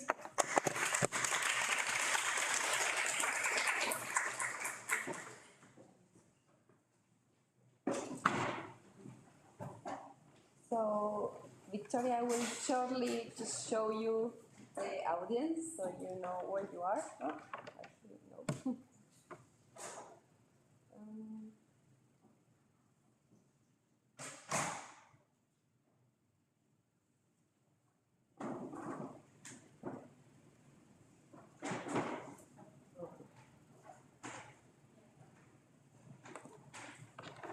So here is everyone can say hi. Hi. Okay, can you talk so we can be sure? Oh yeah, there you go. Can you hear me? We hear you perfectly. I sound clear? No, it sounds good. Yeah. Okay. Shall I start? Yes, you can start. Thank you very much. Yes. Okay. All right. Okay, so I'm very sorry I couldn't be there in person, but hopefully this will still work. Okay, so I initially had planned to make the whole talk about the Synchrony project that we've been doing in our lab in Copenhagen, but unfortunately much of the data from this project is still not completely analysed, so what I decided to do instead is to talk more broadly about the bigger questions that motivated our project, which are broadly about the self-concept in infancy, and how it develops. So I will talk a little bit about work we've done on Synchrony as one mechanism that might be relevant, and of course some of that initial data, but I'll start by talking about past work on why we're interested in this idea of a self-representation, and then I'll finish up if I have time by talking about some ideas that we're going to be pursuing in the next years about how this concept of self could ever get off the ground in the first place. Okay, so what is a self? So there are numerous definitions of a self, and I think most who have made both experimental and philosophical contributions have converged on the idea that there are different types of self or levels of self, some of which are more foundational than others, both in terms of sort of computational stage and in terms of ontology. Both Nisa and Rashad took a developmental approach in which these levels or layers of self appear slowly as development progresses. All of these views assume some kind of selfness at birth. Infants may experience self-generated events differently from events generated outside. These may be functionally specified as self-origin, but crucially they do not yet recognize those experiences as coming from themselves. And I think this distinction between experiencing and recognizing is nicely articulated in this quote by Nabokov, in which he says that what makes us human is being aware of being. So essentially, this is the ability to subject oneself to conscious awareness, what Damasio would call a mental self. And in adulthood, this allows us to do things like imagine how others see us, scrutinize our feelings, think about our past, and imagine our future. And there is extensive work suggesting that this capacity for thinking about the self only develops in the second year of life. And most of the evidence for this claim comes from the mirror self-recognition test, which infants growing up in Western cultures achieve somewhere between 18 and 24 months. This is when you put a mark on the baby's nose and then you put them in front of the mirror, and if they touch the mark or show some recognition of the mark, then you attribute them self-awareness or mirror self-recognition. And the original reasoning for this as related to self-awareness is that it obviously requires the ability to understand the self as distinct from others. This is just a quote from Gallup, where he was one of the originators of this task, where he says to be able to determine that an image in front of you is a representation of the self rather than someone else, some appreciation of the continuous nature of one's own identity through time would seem to be necessary.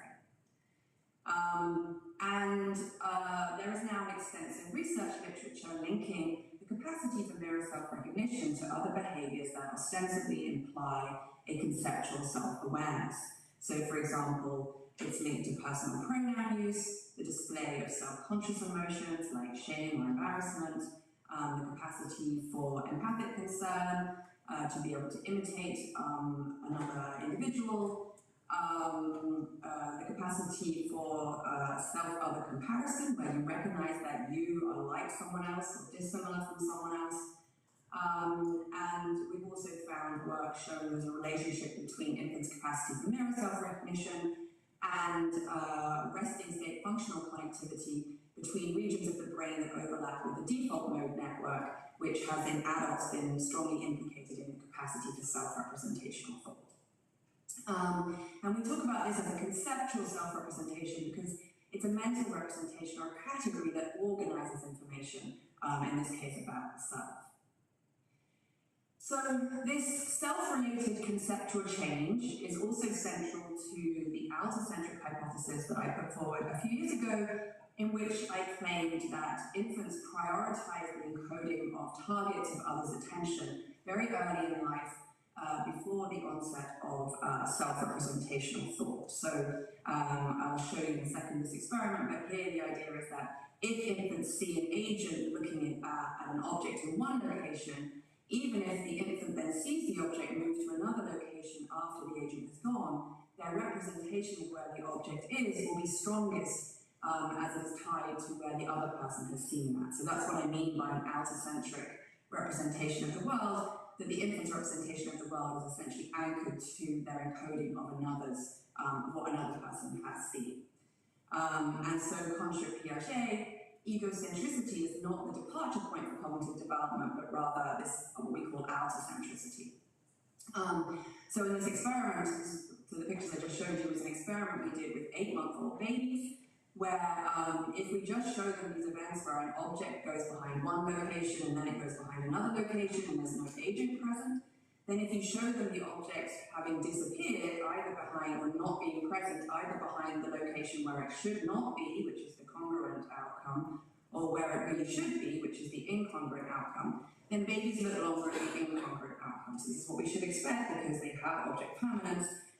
They can track the object where it should be. But if you do the same experiment, but now you introduce an agent who witnesses only the first object location, so the agent here sees only the object disappear behind the left-hand occluder, and then she disappears, and then the baby on their own sees the object disappear behind the right-hand occluder. Then when you show them the same outcomes, babies are more surprised when the object appears to be absent behind the location where the agent should have saw the object, rather than when the object is absent behind the location where the baby last saw the object. So this is this allocentric bias where infants at 8 months have a stronger representation of the object at the location that someone else has seen the object than a location that they have seen the object subsequently by themselves.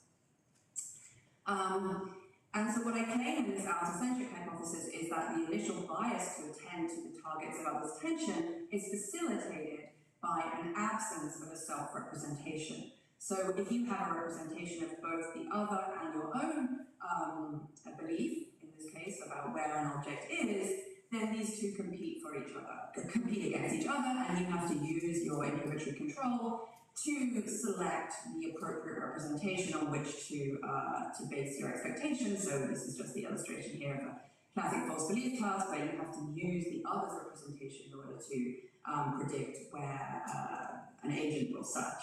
And so the claim here is that actually this is easier for young babies because they lack this representation of where they think the object is, and then it doesn't compete with the representation that they hold of the other's perspective on the event. And so tracking others' perspectives should be easier in the absence of a conceptual representation of the self. And so there are a few predictions that derive from this allocentric hypothesis. One is that it is the emergence of self-representation that switches infants from an initially allocentric to an eventual egocentric stance. And the other is that tracking others' perspectives will become harder for babies with the emergence of a self-representation when there becomes a conflict between self and other perspectives, as in the false belief task. So this notion of egocentricity that is well documented in sort of 3-4-year-olds emerges with a developing self-concept. And we have some pieces of evidence that this is the case. So, for example, we have shown that in this task that I just showed you, where at 8 months babies seem to be more surprised when the object is revealed to be absent behind the location where the other person saw the object rather than where the baby saw the object. This effect is only really there in babies who do not pass the mirror self-recognition task by 18 months. So this is a part of a big longitudinal project where we tested babies' allocentric bias at 8 months, and then we tested their mirror self-recognition status at 18 months. And what you can see here is that it is only the babies that subsequently fail mirror self-recognition at 18 months that show this bias at 8 months. And so suggesting that, this allocentric bias is linked to a reduced self-representation. And actually this looks very similar to data that we collected with 12-month-olds. So here on the right you see a graph where we have the allocentric bias with the 8-month-olds that I already showed you, and then the blue flat line is data we collected from 12-month-olds, showing that this allocentric bias has sort of disappeared by that point. And you can see that it looks quite similar to the 2 different 8-month-old groups that later on we discovered either passed or failed the mirror self-recognition test. And then, so the more allocentric infants are at 8 months, the less likely they are to pass mirror self-recognition at 18 months, consistent with our hypothesis that the allocentric bias is fostered by the absence of a self-representation early in life. And then in another study, we demonstrated that the mirror self-recognition status at 18 months is associated with either allocentrism or egocentrism. So in this study, which was a study done by my colleague Charlotte Gross-Weissman, what she did was she presented infants with objects that were an experimenter placed in 1 of 2 boxes. One box was told the infant, this is your box, and it was placed near the baby. The other box was placed near a puppet and told that it was the puppet's box. And then random objects, novel objects were placed in these boxes sequentially. And then we wanted to measure infants' memory for these objects. So the question was, when infants have a self-representation, do they better remember the objects that were placed in their own box, which is akin to what's called the self-reference effect, where in adults we also remember things better that we can refer to ourselves.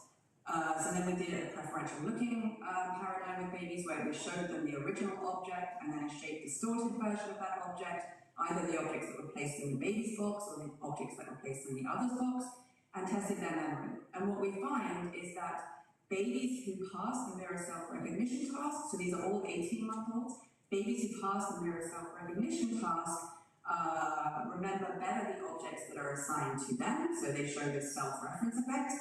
But on the other hand, babies who do not pass the mirror self-recognition task remember better the objects that had been assigned to the other. So really here what we show is that it is your capacity for self-representational thought as indexed by the mirror self-recognition task that either makes you outer-centric, so more likely to focus on the other's perspective, or egocentric, so more likely to focus on what's relevant to you.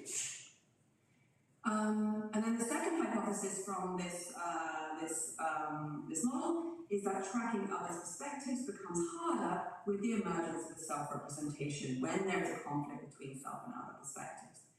So here, what we did was we showed infants a typical sort of conflict perspective situation. You can think of this as a classic sort of false belief type task, where there's an agent who sees an object jump into one box. When the agent goes away, the object, we actually have two conditions, one that we call high conflict and one that we call low conflict. So in the high conflict condition, the object jumps from the first box that the agent saw into the other box. So now the baby knows where it is and that it's not in the original box. So that's why it's a high conflict, because the baby has a representation of where the object actually is or should. And in low conflict, the object leaves the original box and then jumps out of the scene. So that's a low conflict task because the infant's representation of where the object actually is sort of less salient. And then we wanted to measure to what extent infants then experience conflict in this event, hypothesizing that if they have a self-representation that mirror recognizes, that they should have greater conflict because they're having to manage their own representation and the agent's representation.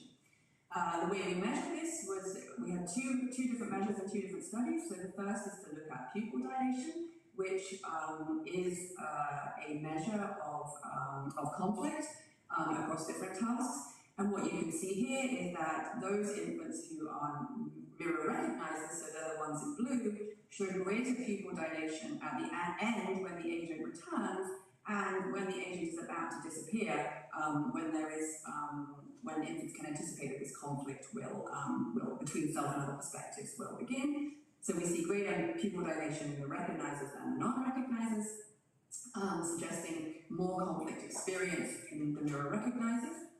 And then we also did the same study, but collapsed across high and low conflict, with functional neuroinference spectroscopy, where we wanted to look at a particular, we hypothesized that a particular region, the right inferior frontal cortex, which had been identified in other studies in infants as involved in inhibitory control.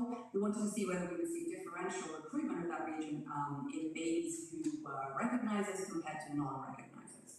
And that's what you can see here. So the green line is the bold response for the mirror recognizers, and in yellow I've circled the channels where that was, where the difference between recognizers and non-recognizers reached significance. So we have two pieces of evidence here that indeed the mirror recognizers are experiencing conflict when self and other perspectives conflict, whereas less so for the non-recognizers. Okay, so something profoundly changes in infants' capacity for self-representation at around 18 months of age. But what I'm mostly interested in now is this sort of ancient question of where this capacity comes from. So how does it develop? Currently we really don't have any mechanistic theories that explain how conceptual self-awareness could emerge in the first place and then could develop from that. And so I was inspired by various bits of work that proposed, so these are not mechanistic interpretations, but sort of some thoughts that the self emerges as a product of the very rich social caregiving practices that happen between infants and their caregivers. And so various people have talked about this. Bassi and Watson talked about the sort of interactions between caregivers and infants as being foundational for this self-awareness. Others have hypothesized that there is a clear role for embodied interactions in both self-other distinction and self-other overlap. So this is a quote by a paper that I really like, called Mentalizing Homeostasis by Fatopoulou and Sekiris, in which they say that embodied interactions between an infant and a caregiver may promote both self-other fusion, so during moments of absolute synchrony or congruence or effective attunement, and self-other distinction, so during inevitable moments of asynchrony, incongruence, and non-attunement.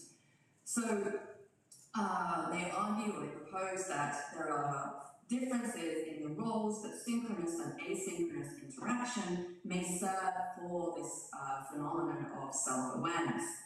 And it's a well-replicated effect in the literature on interpersonal synchrony in adults that it affects the boundary that we perceive between self and other. So the higher synchrony that we experience, the closer to perfect synchrony that we experience with someone else's movement, the more overlap we perceive between self and other. And the most classic examples of how you measure that are things like the rubber hand illusion or the effacement illusion, where you simultaneously feel movement on your hand and see this movement somewhere else, and you put these two together and you then judge that to be your arm, even though it's actually not your arm. And the same in the effacement illusion. So these illusions where we bring about this interpersonal synchrony between what you see and what you feel is empirically demonstrated to bring about this fusion of self and other. And when I was reading this literature, I came across some very interesting cross-cultural differences in self and synchrony, and this notion of embodied interactions between caregivers and infants.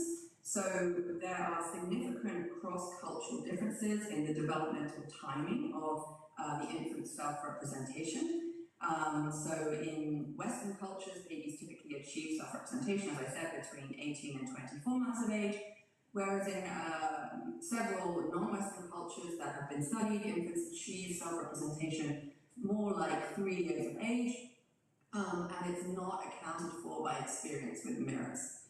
In some very nice recent work, it was found that one predictor of mirror self-recognition across both Western and non-Western babies raised in non-Western and Western cultures is maternal imitation. So this is how reciprocal the mother's imitation of the baby's movements was.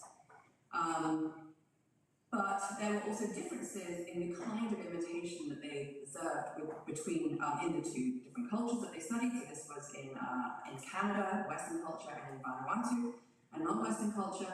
And they observed that simultaneous imitation, which is basically when you're doing something together at exactly the same time with your baby, so you're holding hands and bouncing, or there are lots of different things you can see in the videos, but basically the thing here is that you're doing the same thing at the same time. And this kind of what they call simultaneous imitation was much more common in Vanuatu, and they hypothesized that this may be supporting a feeling of oneness as opposed to separateness. So really what defined the difference between these two cultures in mother-infant interactions was that in Canada they did much more of this reciprocal turn-taking imitation by the mom, and in Vanuatu they did much more of this simultaneous movement of the mom and the baby together. And so what we wanted to do, inspired by their work, was to test the hypothesis that more synchrony between mother-infant dyads is associated with a more prolonged fusion of self and other. So what that basically means is a later age of mirror self-recognition. And so we embarked on this very large project, our Synchrony project, where, so as I said, much of the data is still to be analyzed, but I'm going to tell you just the sort of the basics of what we did and found. So we have 120 babies who first came to the lab at 8 months, then they came back at 12 months, and then they finally came back at 18 months. I think we had most of the babies return at 18 months, so we had very good retention. We took many measures at these different ages. At 8 months, our main measures were allocentric bias, so how surprised they were by the revelation of the object absent at the location that the other person would think it should be. So that's our looking time measure. We collected oxytocin in saliva, and I'll tell you about that in a second. And then we measured parent-child interaction in the lab at 8 months. So that's what you can see here. And we also measured FNIRS in both the mom and the baby. I'm not going to talk about that today because we don't have the data for that, but Helen Celine, who is there, I think, is analyzing that data. So then we measured Synchrony at 12 months, and we did this by putting wearable accelerometers on the baby's limbs and on the mom's limbs. So you can see here in the picture on the top left, you can see the accelerometer taped to the mom's leg. And so we had a period in the lab when the babies were playing with the mom in sort of parent-child interaction for 10 minutes, and then the moms and the babies went home for 8 days, and they were supposed to keep these accelerometers on, and they kept a diary of when they were together. And our hope was that we could analyze these periods of movement together as an index of the kind of synchrony that we were interested in. And then at 18 months, the babies came back to the lab, and that's where we measured their self-recognition and other measures that we thought were relevant to capture self-representation. So our main hypothesis was that, based on the cross-cultural data and the data with adults on things like rubber hand illusion, was that greater synchrony between the moms and the babies would blur the boundary between self and other and prolong the period of an absence of self-representation and lead to later mirror self-recognition. What we actually found was the opposite. We found that with our measure of synchrony, captured from these accelerometers, that in fact the mirror recognizers at 18 months had the higher levels of synchrony at 12 months. The way you capture this is that you do this cross-correlation between the two devices with a lag that allows for to try to capture what is the point where there is maximum overlap in the movement between the mom and the baby. And so we infer the synchrony from the maximum cross-correlation of these two devices at these different lagged intervals. So, contrary to our hypothesis, infants who demonstrated mirror self-recognition at 18 months exhibited greater interpersonal synchrony during these naturalistic interactions at home. But what we actually found was in this cross-correlation with these lagged periods was that ultimately we don't think we managed to capture the kind of synchrony that we really wanted to capture. And this is for two reasons. One seems to be that, one is that our devices are not perfectly aligned. So these are two separate devices that communicate with a phone. So we couldn't achieve like the kind of perfect alignment that we would need to capture perfect synchrony. And the other bit is that it seems to be that the interactions between these moms and the babies were mostly asynchronous. So we could actually look at who was leading the interaction. So if there was a perfect alignment, you would have maximum cross-correlation at 0. What we found is that the maximum cross-correlation was actually a little bit after 0 and always favored the babies, which means that the babies were always leading the interactions. And these kind of leader-follower dynamics may be more similar to a reciprocal imitative exchange than the kind of synchronous imitative exchange that we hope to be able to measure with our accelerometers. Okay.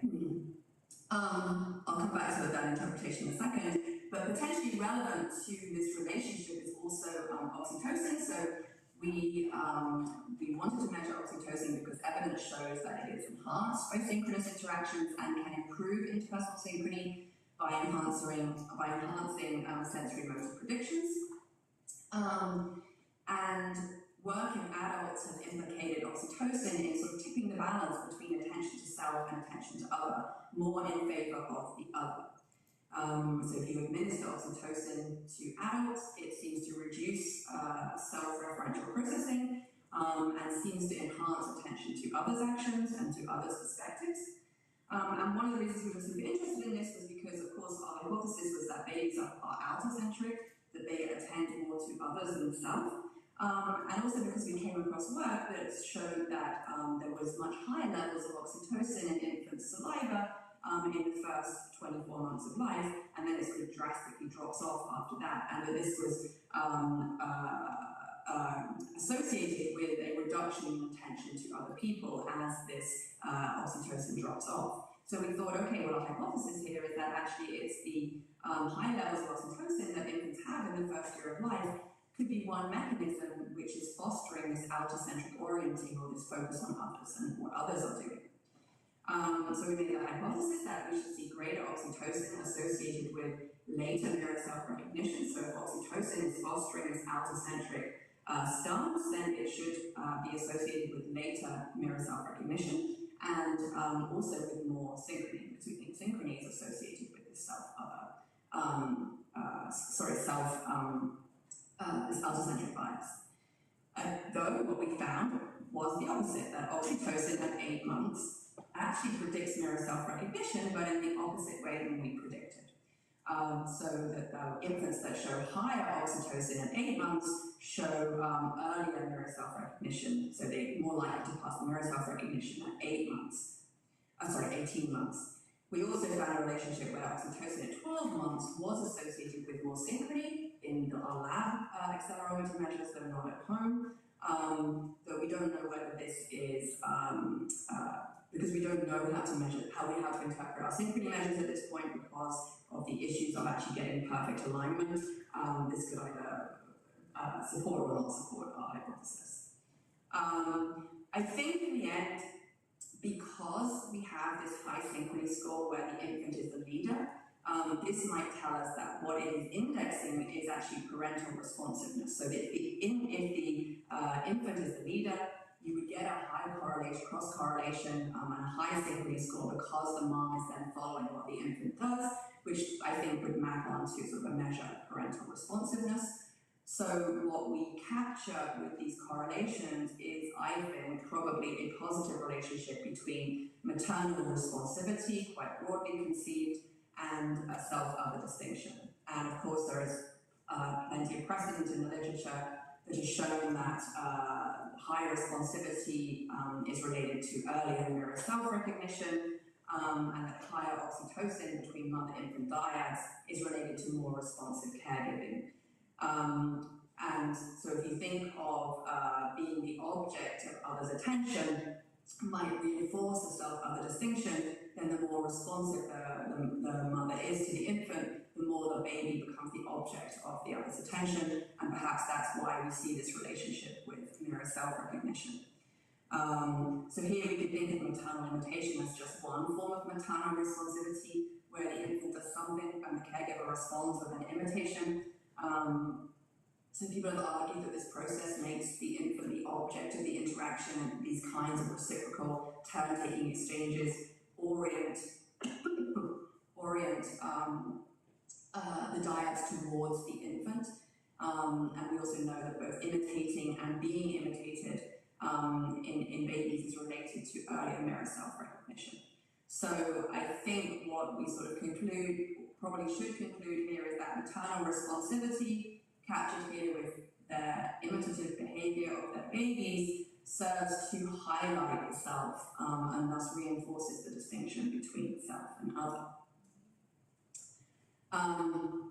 But this process of highlighting the distinction implicitly assumes that some rudimentary self-concept is already present, and that social interactions function to sort of reinforce this distinction so that it will become more secure over time.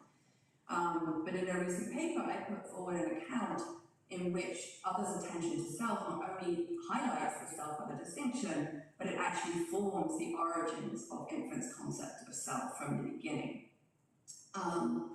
So in the little time that I have remaining, I'm going to put forward this account of how caregiving practices could indeed provide the necessary input for babies to construct a self from nothing.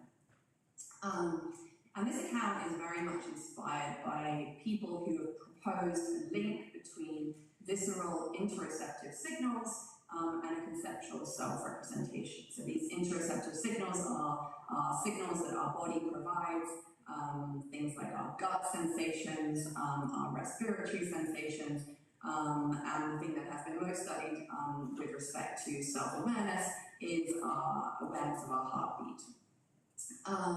And so Damasio has sort of championed this view that the source of the sense of continuous being is what anchors our mental self in these interoceptive signals.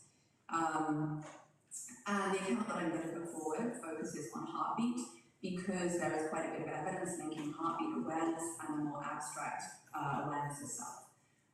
So for example, performance on heartbeat discrimination tasks, so that's just how good you are at being aware of your heartbeat and how regularly it beats. So how good you are correlates with various other measures of self-representation. So it correlates with the intentional binding effect, which is a measure of agency. It correlates with the amplitude of ERPs that are implicated in behavioral monitoring and metacognition. And it correlates with how susceptible you are to these self-other blurring in body illusions. So how much you are willing to think that something is part of you. So this doesn't only provide an in-principle link for Damasio's intuition, but heartbeat is the earliest available interoceptive signal that infants have. So your heart develops before your brain. So it provides a constant and predictable signal from the first point that infants could detect anything. And we know that infants show sensitivity to their heartbeat from at least 5 months of age. So this is a lovely study by my son colleagues where they show babies a small bouncing animation that is either bouncing in synchrony with the baby's own heartbeat, measured by ECG, or it's bouncing out of synchrony. And what they find is that infants show preference to look at the animation that is bouncing in synchrony with their heartbeat, suggesting that they have some sensitivity to the signal and that it is at a sort of sufficient level of abstraction that they can detect the association or what they see on the screen with what they can feel in their body.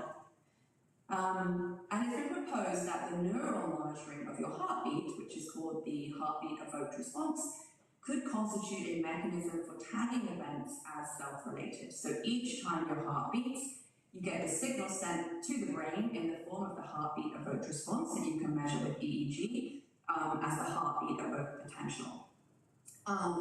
And really interestingly, there is considerable evidence that this neural broadcast of the heartbeat is modulated by all kinds of more abstract self-related phenomena, like how much you try to focus your attention on your heartbeat. This actually modulates the amplitude of your heartbeat. Even just trying to think about yourself, so having self-related thoughts modulates the heartbeat evoked response.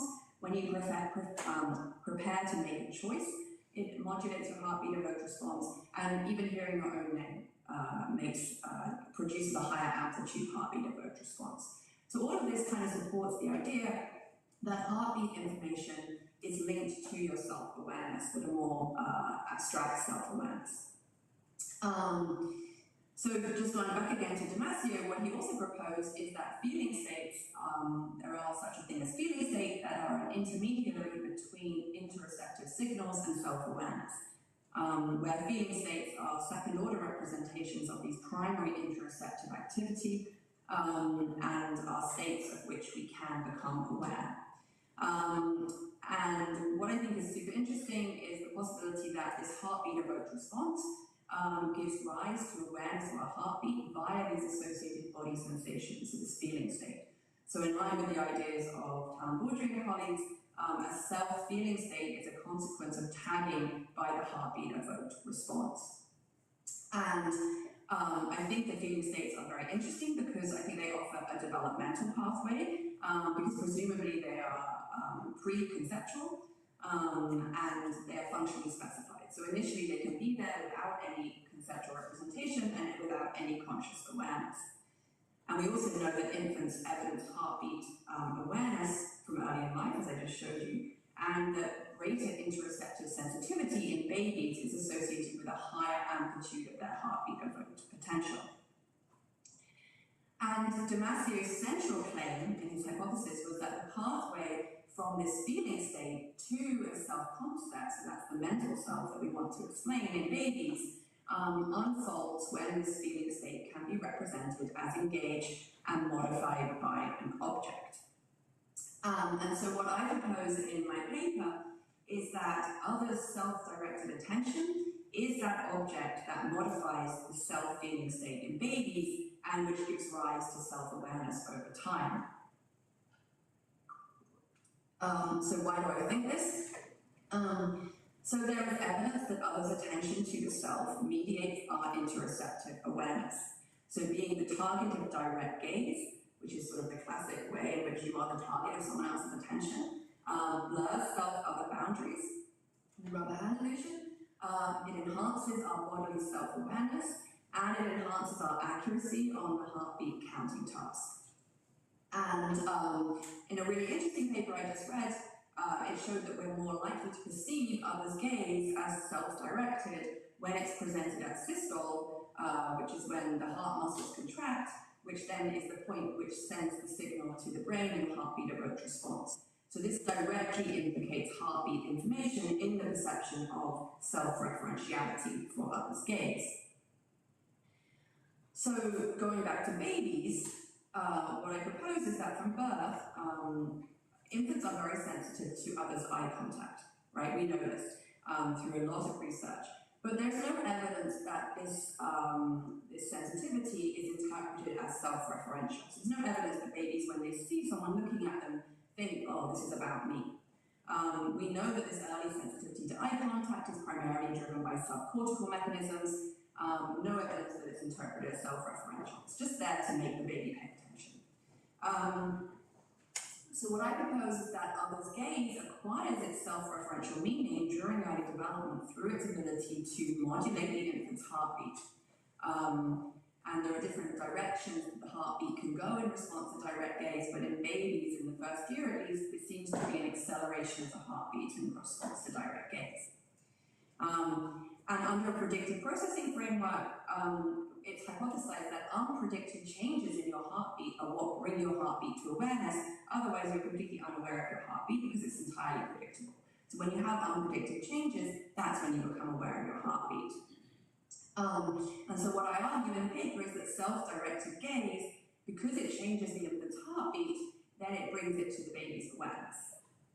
And when direct gaze changes the infant's heartbeat, it generates the self-feeling state via its impact on the heartbeat-evoked response.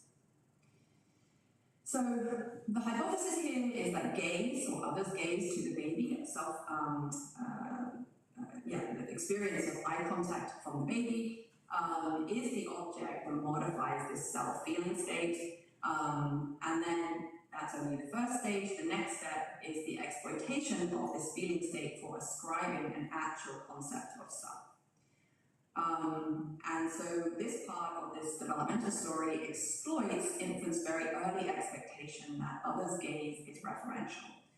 So we know from plenty of research that not only do infants prioritize the encoding of targets' others' attention, that I mentioned at the beginning of my talk, but that somewhere between 6 and 12 months, infants expect that others' gaze is referential. So if you look behind a screen, infants expect to find something there. So it's not just that they are cued by your movement to that location, they actually expect that your gaze is about something.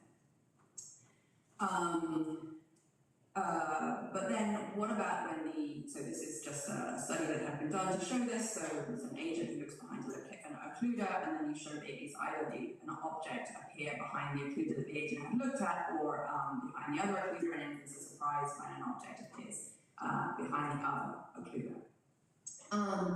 Okay. But initially, the argument was from this paper was that initially when the baby sees someone look behind an occluder, they know that something is there, but they don't know what it is. So what they do is that they generate a placeholder when the referent cannot be identified. So they have, what you can see here on the bottom left, they have a sort of a placeholder that is empty, right? They know something is there, but they don't know what the content is. So what about when the infant is the target of the other's attention, so when they are the target of others' eye contact? So I think the same thing happens. Infants will seek to identify the target of gaze that is directed to themselves, so they don't know that they are the target yet because they don't have this self-concept, but they try to find a target. But before they have self-awareness, they just generate a placeholder referent. And then the argument is that the placeholder referent will eventually give birth to the self-concept because the gaze is the thing that changes this self-feeling state. So here I just illustrate the proposed model where early in life others communicative cues modulate the infant's heartbeat. And if infants can detect that heartbeat increases, and this increase is caused by eye contact, so they can learn this association, then this learning would correspond to a process that sort of imbues direct gaze with that self-feeling state. So infants will then form a direct link between gaze and the self-feeling state. And then this, together with the expectation that others' gaze is referential, which I argue is inherently an expectation that is linked to a concept, leads to a placeholder referent, and then this placeholder can be populated with this self-feeling state.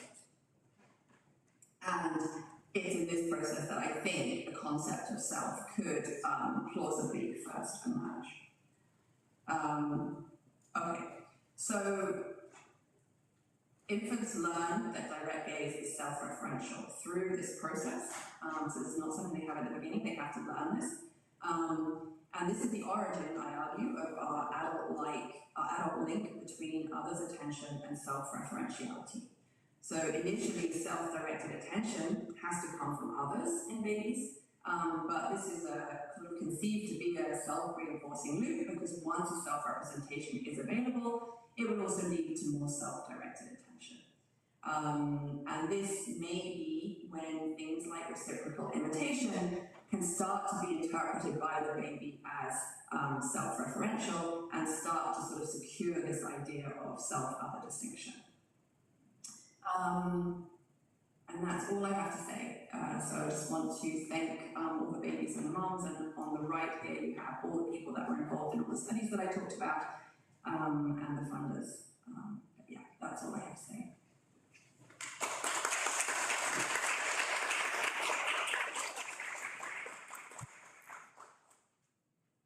So, I don't know if you've seen it. I think. Thank you very much, Victoria. So now we have just time for one or two questions. I think she might be able to hear you directly. If not, I can repeat it, or you can come up here. Somebody having a question for Victoria?